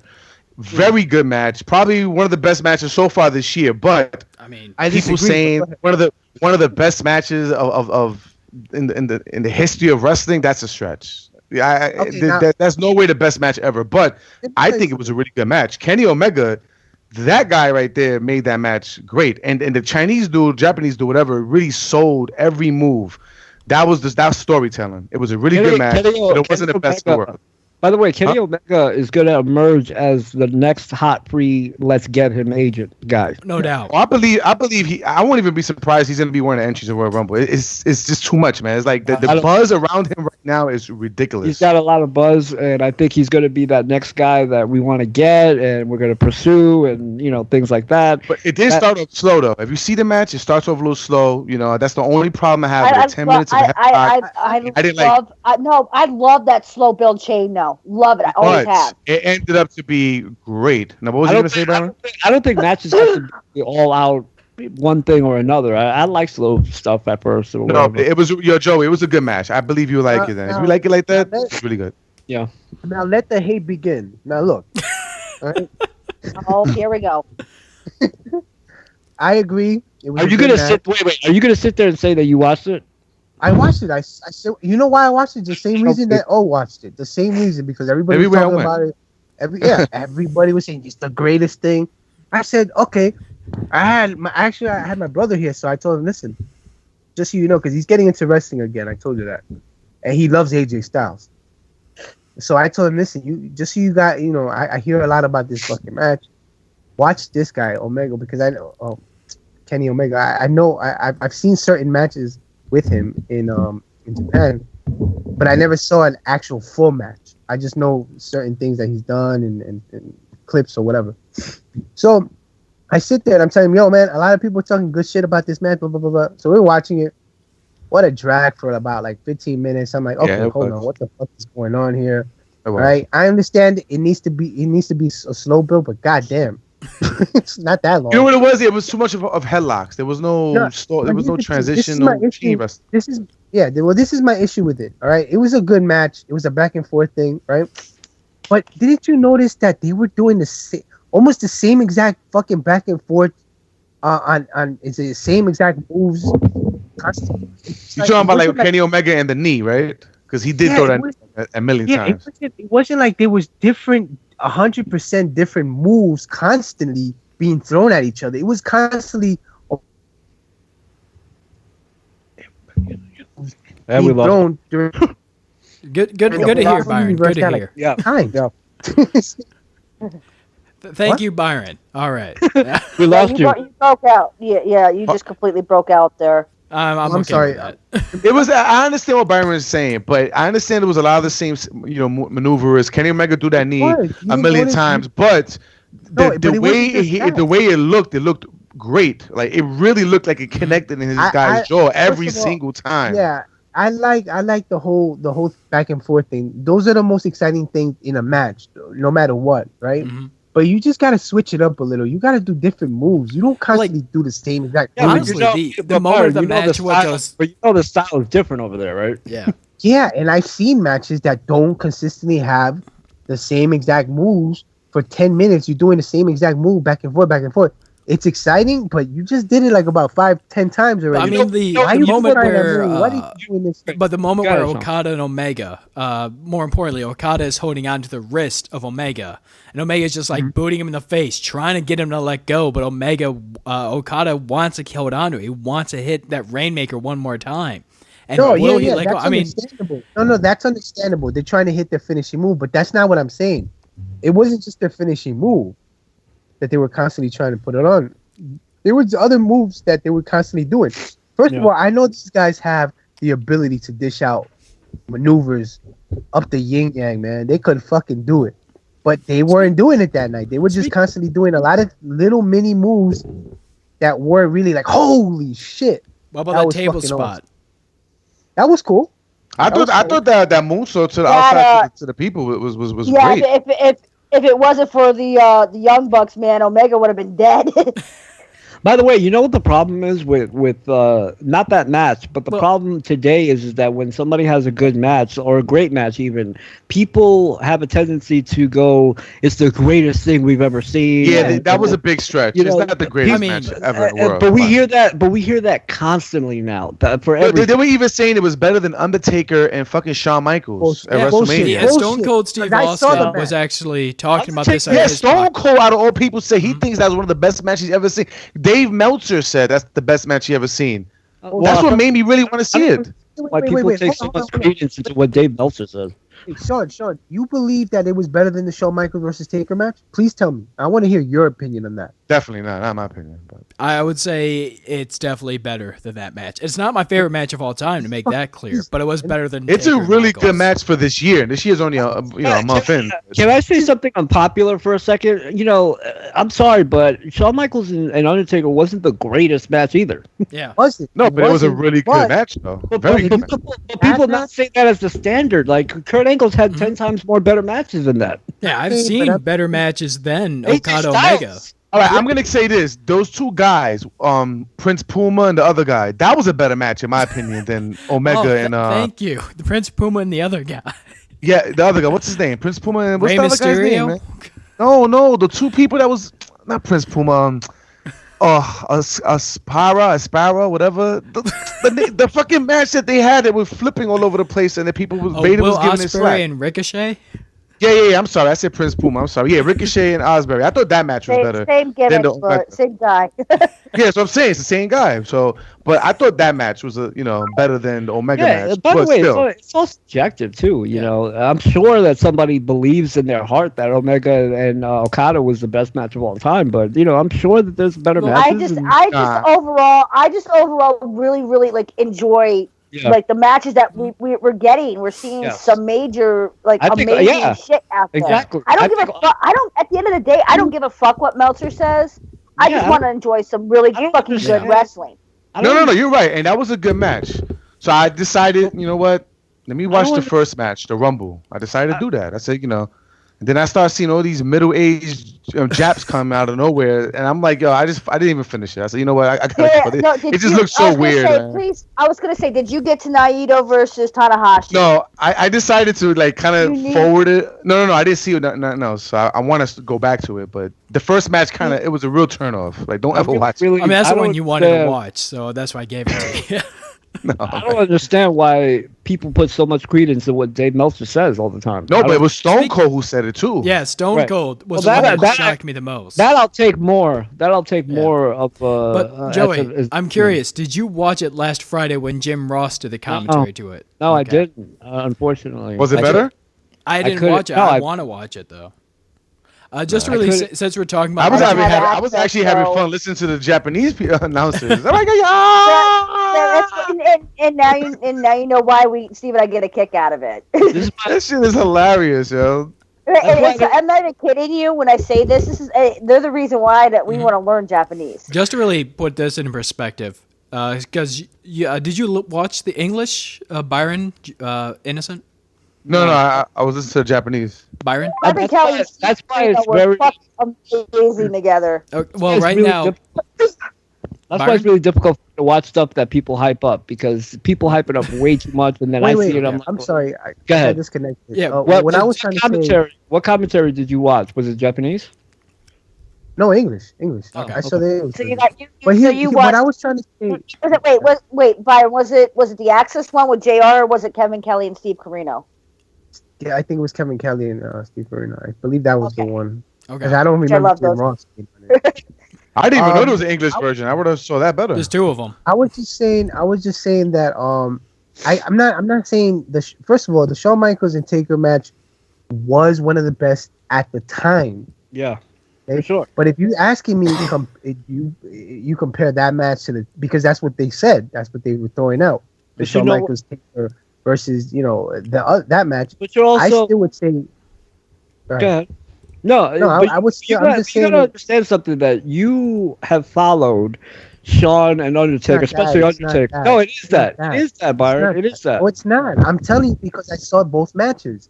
I'm telling you what I saw and how I felt about the certain. I went in there wanting the fucking match to be good, and it was good. I'm not saying it was bad. My only problem with it is that if you compare the matches together, there was more. They were dishing out different maneuvers during the match with Shawn and Taker compared to the match from Japan. They was just constantly back and forth. Yes, because they were trying to put on the finishing moves. Understandable, but then again, why would you keep doing other moves constantly? Also, it wasn't like they were going all out and doing all types of maneuvers on each other. That was like, holy shit. The only holy shit I saw was when he did the table spot. I think when he kicked him in the face or some shit, and just the back and forth thing, because that's cool to fucking watch, is when they're doing all these reversals. And it was the way, what it was? It was the way Kenny Omega explodes, in the middle of the matches. The way he explodes, bro. It's like, and the realism of his knees and all that. I don't know. I enjoyed the match. I think it's better than a lot of matches that WWE's putting on now. Like I said, if you're going to compare that match to, let's just say, the tag team match that they had at NXT, which I forgot their names, but we were all so about it. No, I would say the NXT match was better. The Revival against DIY or DIY, whatever. Yeah. I would say that one was better because they were putting on all these different kind of maneuvers constantly, that it was like, holy shit, back and forth. This one wasn't like that. It was a back and forth, yes, but there was a lot of same maneuvers being. I don't know. For me personally, I haven't seen it, but I would say for me personally that I'm gonna like Shawn and Taker more because I have followed Shawn and Taker, and also the storyline of Shawn and Taker. It wasn't just a match. The storyline that they had was incredible leading up to that match. So everything included. To me, I'm going to say Shawn and Taker because that's what I follow the most, even if it's a good match. Yeah, but here's the thing. If you was to sit somebody down and watch the Taker and Shawn Michaels match without any kind of build-up to it, you just watching the match. I had people that day that doesn't watch wrestling, and they were amazed. That's what I'm saying. So you can still say it's good even without the build-up, though it would be better for you because you know more about the back history of it. Mm-hmm. But if you're a casual person that's just sitting there watching, that was fucking. You know what I am gonna say about that match? My last thing about the match, about the Kenny Omega match, it made me want to see more Kenny Omega, and that to me was the most important thing because it's like the other Japanese guy. He just looks like every other Japanese wrestler. When you got Omega, it's messed up. Does not look like every. I'm just saying, I'm just saying, it made me want to see more of Kenny Omega. I like his style. He looks like DDP back in his prime. I just like his whole aura. So I am going to be watching more of Kenny Omega on Kenny YouTube. Omega is pretty much going to be the one that's, especially if New Japan's going to be going to war with WWE, as the rumors keep going around with them coming to America and doing longer than 1 year long contracts. Omega is going to be the guy that's going to be leading the charge for New Japan against WWE. I'm telling you, that's going to be the guy that now we're going to all focus on is when is he going to come? It's going to be a while if he's going to stay true to his word. Yeah. No, I'm just saying, like, everybody's going to be like, that's the guy that we need to get next, Just to really bring him this interesting note about it, because I was asking about the commentary. That was the last time Steve Corino did an event outside the WWE, and the new guy who's going to be replacing Steve Corino is Cyrus the Virus from ECW. That's not bad. Cyrus is always good on the stick, though, so I'm actually looking forward to Cyrus that. is the Jackal, right? Yeah. Oh, right. Yeah. Yeah, he's always been good. He's I'm pretty surprised good. he's still around. He's pretty good. I didn't know where he was. I hadn't heard from him in like a long ass I always time. liked the Jackal and that Truth Commission is the way he was. I always liked him. Him and I hated that gimmick in ECW so fucking much, but him and Lance Storm do a podcast together. Storm and Cyrus or something like that. Really? Yeah. I've always liked this gimmick. Just to go back for a second to the club for a second, just want to say that they were released for the game today. Anderson and Gallows, along with Austin Aries, Ty Dillinger, and Mojo Riley. And let me tell you something. They did a phenomenal job on Anderson and Gallows. Yeah, they did. I mean, really outstanding job. Their moves. Carl Anderson does a machine gun taunt. They actually have their moves from Japan. It's actually really Carl Anderson and Gallows, not the WWE version of Anderson and Gallows. So I just want to point that out. If you have the game, download it now. Really amazing job with Anderson and Gallows. And Austin Aries is pretty awesome as well. Yeah. Have you noticed that AJ Styles mentions Japan again today in the promo? Yeah. Yeah. I don't know. I don't think this is done by mistake. This is on purpose. I don't know what's their angle, but yeah. Out of curiosity, did anybody else besides myself and Sean watch the UK tournament? No, but I heard really bad reviews about it. I didn't watch it. You don't fucking believe everything you hear. That tournament was I'm not saying I heard the matches was bad or something. It's just I heard it was really just nothing they had there. a special appearance from somebody that faced Neville. I think that's what I heard. Yeah, Tommy Yen. Yeah, that's what I heard. I don't know who he is, but and he was Tommy Yen. Yeah, it's one of the guys man has been a big fan of, regular in PWG, and just recently got signed to WWE's NXT division. Yeah, but he's got a different name in NXT, which was what surprised me with it. That was too. I was a little surprised that the tournament was that fast. Well, I heard that they did a lot of flips and all that. Like I heard it was basically a cruiserweight match. I heard that since the Triple H actually wants to make pay-per-view an organization out there for them or whatever the fuck it is. But now I'm hearing there's something that's not gonna it's not gonna I think work out or they're trying to negotiate something because of the fact that other promotions out there are having other things going on and it might interfere with their shit. Last I heard, what they were trying to do is I forget the name of the promotion. Sean, Insane Championship Wrestling. With IWC or ICW that they were trying to get a deal with that to be a part of the network. Mm-hmm. Instead of them running, bringing them over and running part of it on SmackDown or whatever they were talking about.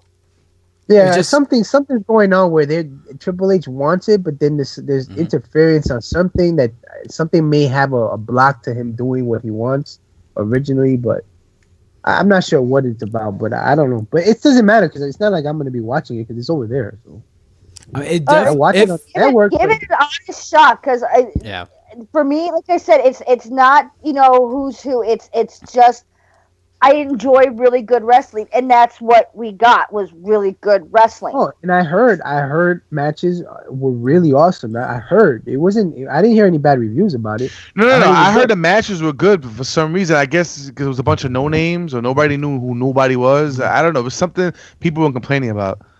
Yeah, maybe. If I was to sit there and I would watch it, I probably wouldn't know anybody but Neville. But Neville wasn't in the tournament. Neville wasn't even in the tournament. He was. So how did he wrestle? Yeah, in the second day. In the second day, they had to have a break between the semifinal and the final match. So they brought Neville over to wrestle Tommy in a match to give the guys a quick breather before going into the main event. Right. I thought that's what I'm saying. I thought this was going to be like the whole month or whatever. No, it was just a 2-day tournament. That's what I I thought it was gonna be a tournament. Thank God it wasn't a whole fucking month, man. That would have felt like I had to watch it every week. This is what I suspected, though. A lot of casual fans weren't going to be interested. But like, as we were kind of saying, though, and even though on the WWE's national Twitter, not many people tuned in, the UK Twitter for WWE went nuts for it. I mean, it's something they're doing to try and broaden their audience, and the UK audience loved it. Wait a minute. So you're saying they already know that the people in the US didn't really watch it? Well, I don't know if they knew they didn't really watch it, but they knew the UK. Had to figure though. They had to figure though. But they have the network. They're aware of They knew the UK audience was going to go to it, and that crowd, from what I understand, the crowd was high. Yeah, the whole damn time. WWE wants to tap that UK market and probably push more of their UK style things. It's just that, well, WWE, if they're going to do it, the USA fan base is going to suffer. Right. Where was Raw yesterday? Did we know? Because that crowd was amazing. That crowd was to every little thing that happened last night, and that's the difference between a bad crowd and a good crowd. Are we gonna speak about Bailey and stuff? Because I want to mention something about Bailey. Okay. No. Let me guess. Let me guess. You didn't like what she did, and blah blah blah. Well, I'm gonna tell you what not her, but what I didn't like about the segment. Like always, Charlotte, did a great job and shit. What I didn't like about this segment is Bailey. The way first of all, Charlotte was trying to make everybody really like Bailey. Yeah. Throwing that whole video package of her back in the days, and so we could have sympathy for her that she wanted to be a Meanwhile, Little Rock. Yeah, but I don't know. I just think they overdid it, where you just felt like, all right, I get it.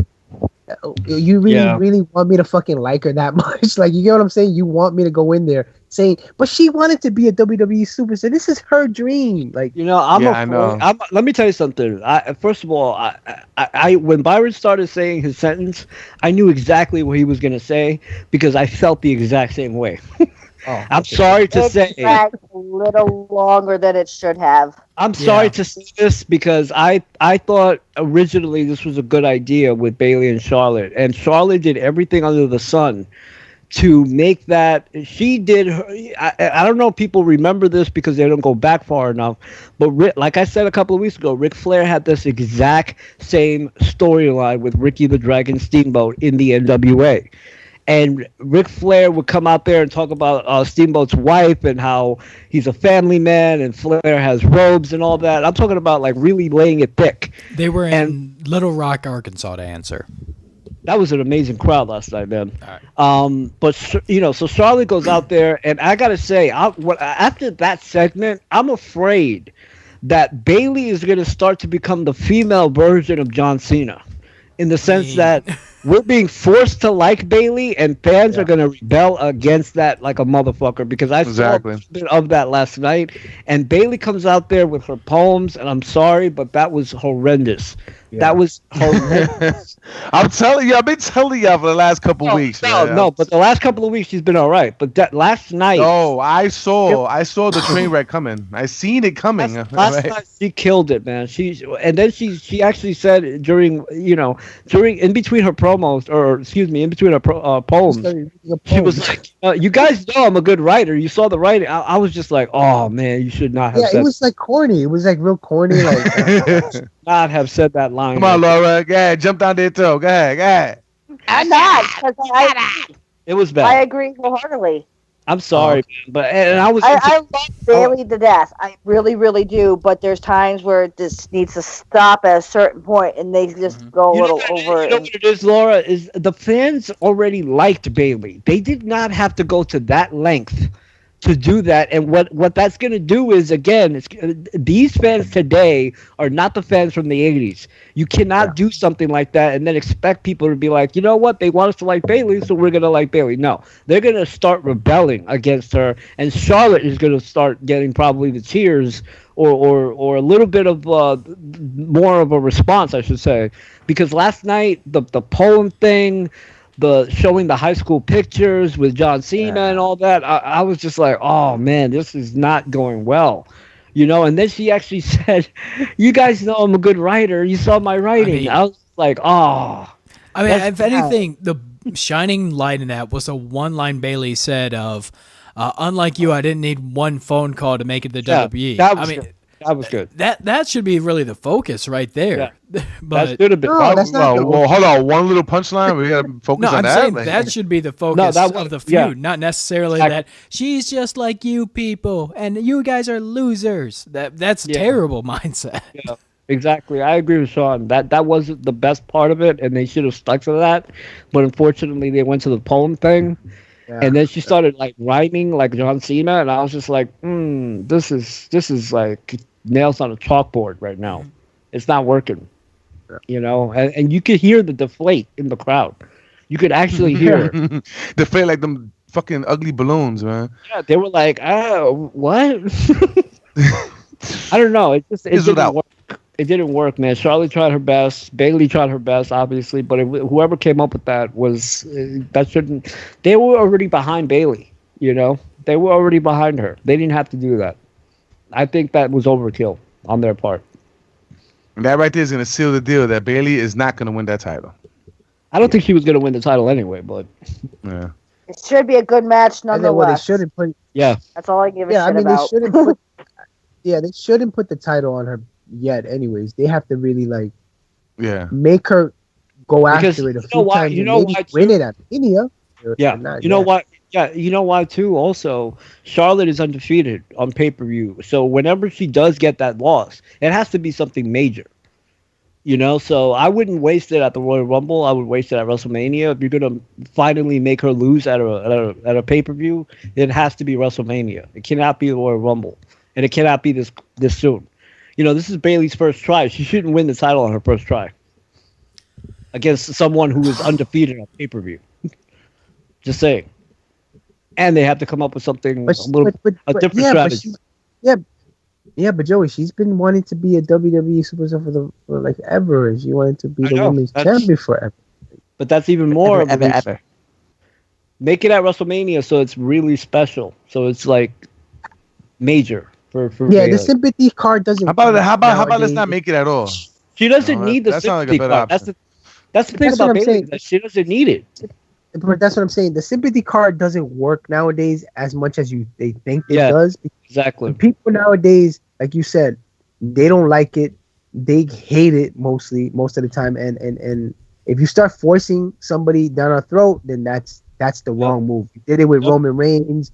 You've done it with people that and they did it so blatantly last night with Bailey. Like they were really saying, like this person, please. Yeah. and you know fans don't like that. I think they're afraid, like what I was saying before, is that they put too much fucking work into just these two females that they ignored everybody. So now they're really trying their hardest to try to keep her there and having the focus on her and not the boss. What's her name already? I fucking forgot. But anyway, yeah. So I think they're maybe afraid of that. You know, that was actually pretty cool, by the way, with Sasha getting attacked during her workout. Cool. That was stupid. That was stupid as hell. Sasha Banks is in sweatpants and a t-shirt training, working out, seeing she test herself. And Nia Jax is in full wrestling gear. That's what she wears. I was listening back to the show. That to dinner. I was listening back to the show. Well, I mean, she's not like most girls, so it makes sense. Yeah, exactly.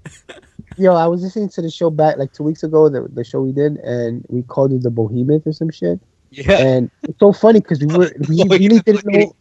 Yeah, the Behemoth lady. So we were talking about her. We were really serious about her being the and we all knew who you was talking about too. No, but I swear to God, I only said that because I really didn't remember her name.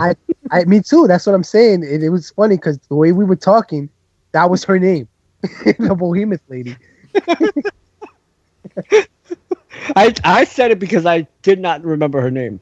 Wait, what's her name again now? Well, yeah, what is her name? Nia Jax. Oh, Nia Jax, right. I was saying Nia. Bohemian Lady, I think, is better. Yeah, I like Bohemian Lady. That's what they should call her.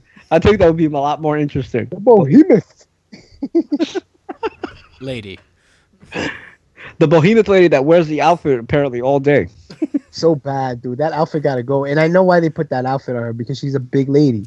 But yeah, damn, you want to make it look skinny. She just looks like she looks like a green candy with that shit. But you know what's funny about that is that that's the second outfit that they made for her because the first one she said didn't look good. Yeah, second one was worse. Except in different colors. So just think about that for a second. That the first one didn't look good. Yeah, they got to come up with something else because she doesn't look evil with that shit on. I like you know what's her name? The big black chick from TNA that came to WWE. I forgot her name. Awesome. Okay, she at least has some kind of wardrobe that fit her look, and she looked. She looked good. It looked like she was. Yeah, it looked like she could play that role. This chick doesn't have that. She has like some. But Byron, some clown outfit on, and yeah. Byron, she's not like most girls. Okay, you keep forgetting that. That's right. That's why she's not like most girl. Yeah, I caught that joke. I mean, that's the only thing. That's the only reason. I mean, she's half her thug, half powerful beast, half diva. Supposed to be beautiful, but also supposed to be scary. She's a mess. By the way, you notice also that O brought this up last week that Braun has to stop getting on the mic. He didn't get on the mic last night. Yeah, he did. Yeah, he did. He backstage. Mm-hmm. Oh, he said, "What do you want?" when they went up. Oh yeah, him and Jericho and them. Jericho and Owens and that. I honestly like it. The more I hear him, he tries to sound like he just sounds like a bad guy from an '80s movie. I'm serious. I'm not even trying to be funny. Here's the weird thing. Listen to the way he sounds like a guy from Over the Top. Win the Royal Rumble. Yeah. What do you want? I want Roman Reigns. Like, what the fuck is that? He sounds like a guy from Over the Top starring Sylvester Stallone. I mean, in he fairness, looks like a guy from what the fuck's the movie with Hogan with the wrestling and. Oh, No Holds Barred. Yes. He looks like the no one of the guys that he beats the shit out of gets the shit beat out of him in the bar. I know who you're talking about. Yeah, he does. I mean, in fairness, he does sound like that normally, just not as angry. Right. Southern accent and everything. I don't. And here's another thing from SmackDown that I really don't like, and that is that the WWE title will be defended at the Elimination Chamber, which means that whoever wins the Royal Rumble might not even matter because they might have a new champion at the Elimination Chamber. I hate when they do stuff like that, and that's why, by the way, I don't like pay-per-views in between Rumble and WrestleMania because things change. I just like the winner of the Royal Rumble. Sometimes they do. Yeah, but a lot of times. You know the whole talk about. Well, first of all, I wanted to say, Nia Jax, please don't open your mouth no more because you don't sound intimidating. You sound at all. You sound like a tranny, if you ask me. Yeah, you said. Yeah. I didn't want to say it like that, but yeah. She does. Nah, I mean, she's what it is. It's pretty bad, and she doesn't sound intimidating. I get confused. Like, what's she gonna wrestle Roman? Yeah, is that Roman Reigns or Nia Jax? What was that? Her outfit doesn't match. Her the way she sounds doesn't match. And then she puts on makeup, which I don't know what she wants to be, pretty or I don't know what she wants. I don't think she's that bad looking for a big girl in the face. But if you want to be a behemoth, yeah, you gotta let your hair rock like an afro. You know, do your makeup all messed up. Byron, I don't know if you know this, but I don't think she wants to be a bohemian. Well, that's the problem. But you look like a bohemian, so you have to play that role. That you're the vicious fucking lady of the division. Not trying to be pretty, but you're big with the weird outfit on, and then you sound like what you always said. I don't want to say it because people will get mad at me. But you know what I'm saying? That's I don't know. Whatever. They gotta fix her shit. Period. They just gotta fix her up. Anyways, what we were just gonna jump into something. I forgot what it was. Oh, so. Remember all this talk about Cena and AJ Styles where AJ was going to lose the belt and this and that. Yeah. I still say it's not going to happen. It is. Because I think there's a lot of changes. No, there is a lot of changes. They're making it seem like, there's a lot of changes going on where they wanted Taker to fight Cena, but that's not going to happen now. I think Taker's going to fight somebody on the Raw side. And they're teasing the Braun Strowman with Taker, but that's not going to happen. There's just a bunch of shit that's been changed leading into Mania. So I'm still going to say that Cena won't win, and it's going to be like a shocker to everybody that he didn't win the belt. Because it makes it too obvious that he didn't beat AJ Styles for like I think it was 3 matches, right? That they had. Let's not forget. Also, they made a big point of saying that if Cena wins, he's the 16-time champion. So Right. I think they want to do that. Yeah, I don't think it's gonna happen yet. I think they're gonna. I think they're trying to turn. They're gonna swerve everybody. Where you think it's obvious that he's gonna fucking win because he's lost to AJ 3 times or 4 times, whatever it was. I hope so. And it's not gonna happen. There's gonna be an interference, I think, with somebody that's gonna lead into a feud with Cena. I that's the only thing I could think of. I can't see AJ beating him fair and square. I don't see that happening because he's already beaten him fair and square 3 times. I hope so. But that's basically it. Really? Yo, the time went by fast. I know it did. There was a lot. We spent a lot of time on the Hall of Fame. We spent a lot of time on Snuka. Or even lady. We didn't even get to talk about Floyd Mayweather and Conor McGregor fight. They're not doing it. End of story. Okay. It will happen. Anytime soon. Mayweather looked at the offer and said, "No." Yeah, no. Listen. If it took Mayweather like 10 years to fight Manny Pacquiao, what makes you think he's gonna fight somebody in the UFC, man? But I'm saying there's going to be a rematch of that too. No, it's not gonna happen. Ain't no rematch. Mayweather said it's not. No, okay, I'm gonna tell you. I'm gonna break it down from things that I've already saw and heard. And the only thing I could tell you is that Mayweather, yes, he laughed at that fucking offer, and I agree with him, man. When the guy fucking made more than that shit, and he's supposedly the guy you're going after to have this fucking fight, yeah, you're gonna have to pay him more. Sorry, and the way he thinks. Yeah, but his last fight didn't do that good, honestly. But I'm saying he's made a lot of money. He's so fucking beyond the money that you're offering him. Yeah, you want the match because of him, not because of Conor. Conor, yes, Conor's a big draw, and it's understandable. These 2 guys are the biggest draws right now. But you're trying to go now. Conor's been trying to go after Mayweather. You're trying to get him, and now Mayweather, he has the power to basically say, "I don't want that offer. That's a joke." You're gonna have to pay him more than you're gonna pay Conor. If you pay them the same, he's gonna want more. That's the way it's gonna work. And if you don't do it that way, it's not gonna happen. Obviously, yeah, I already know how he thinks. He's been like that for like years, and so it will happen eventually. They gotta offer him the right money, man. And he already stated that he's not coming out of retirement unless it's Conor McGregor. He already said it. What is this for? Boxing? That's what I'm saying. Yeah. Only going to be a boxing. Yeah, because Dana White wants to have him. He wants to put a boxing ring in the middle of a UFC pay-per-view and have them box. And undercard is going to be basically UFC fights. That's what he's basically trying to do. He's trying to bank up that whole fucking. But it won't happen that way. It won't happen that way. This is what I'm trying to say. If you're going to have Mayweather, if you're going to try to do all these things as you're trying to, like, you're being the boss and you're telling him what to do, it's not going to happen. Yeah. Mayweather's going to have control over this shit, and he's going to want to make it at the fucking, the Trump Plaza or wherever the fuck he does his whole fucking boxing matches. That's what he's going to want to happen. By the way, not to leave this on a bad note, unfortunately, but Friday is the day that all the may God have mercy on our souls. So you know what it is like this. Like last week, I was watching the Obama speech, and it literally hit me right there and there. This is real. Like this is actually it's damn real. Gonna happen. This is the saddest fucking thing of all time. Yep. We're in a lot of trouble. And remember, Martin Luther King Day was yesterday. Getting a lot of backlash too, man, but that's another story. Yeah. Steve Harvey's a moron.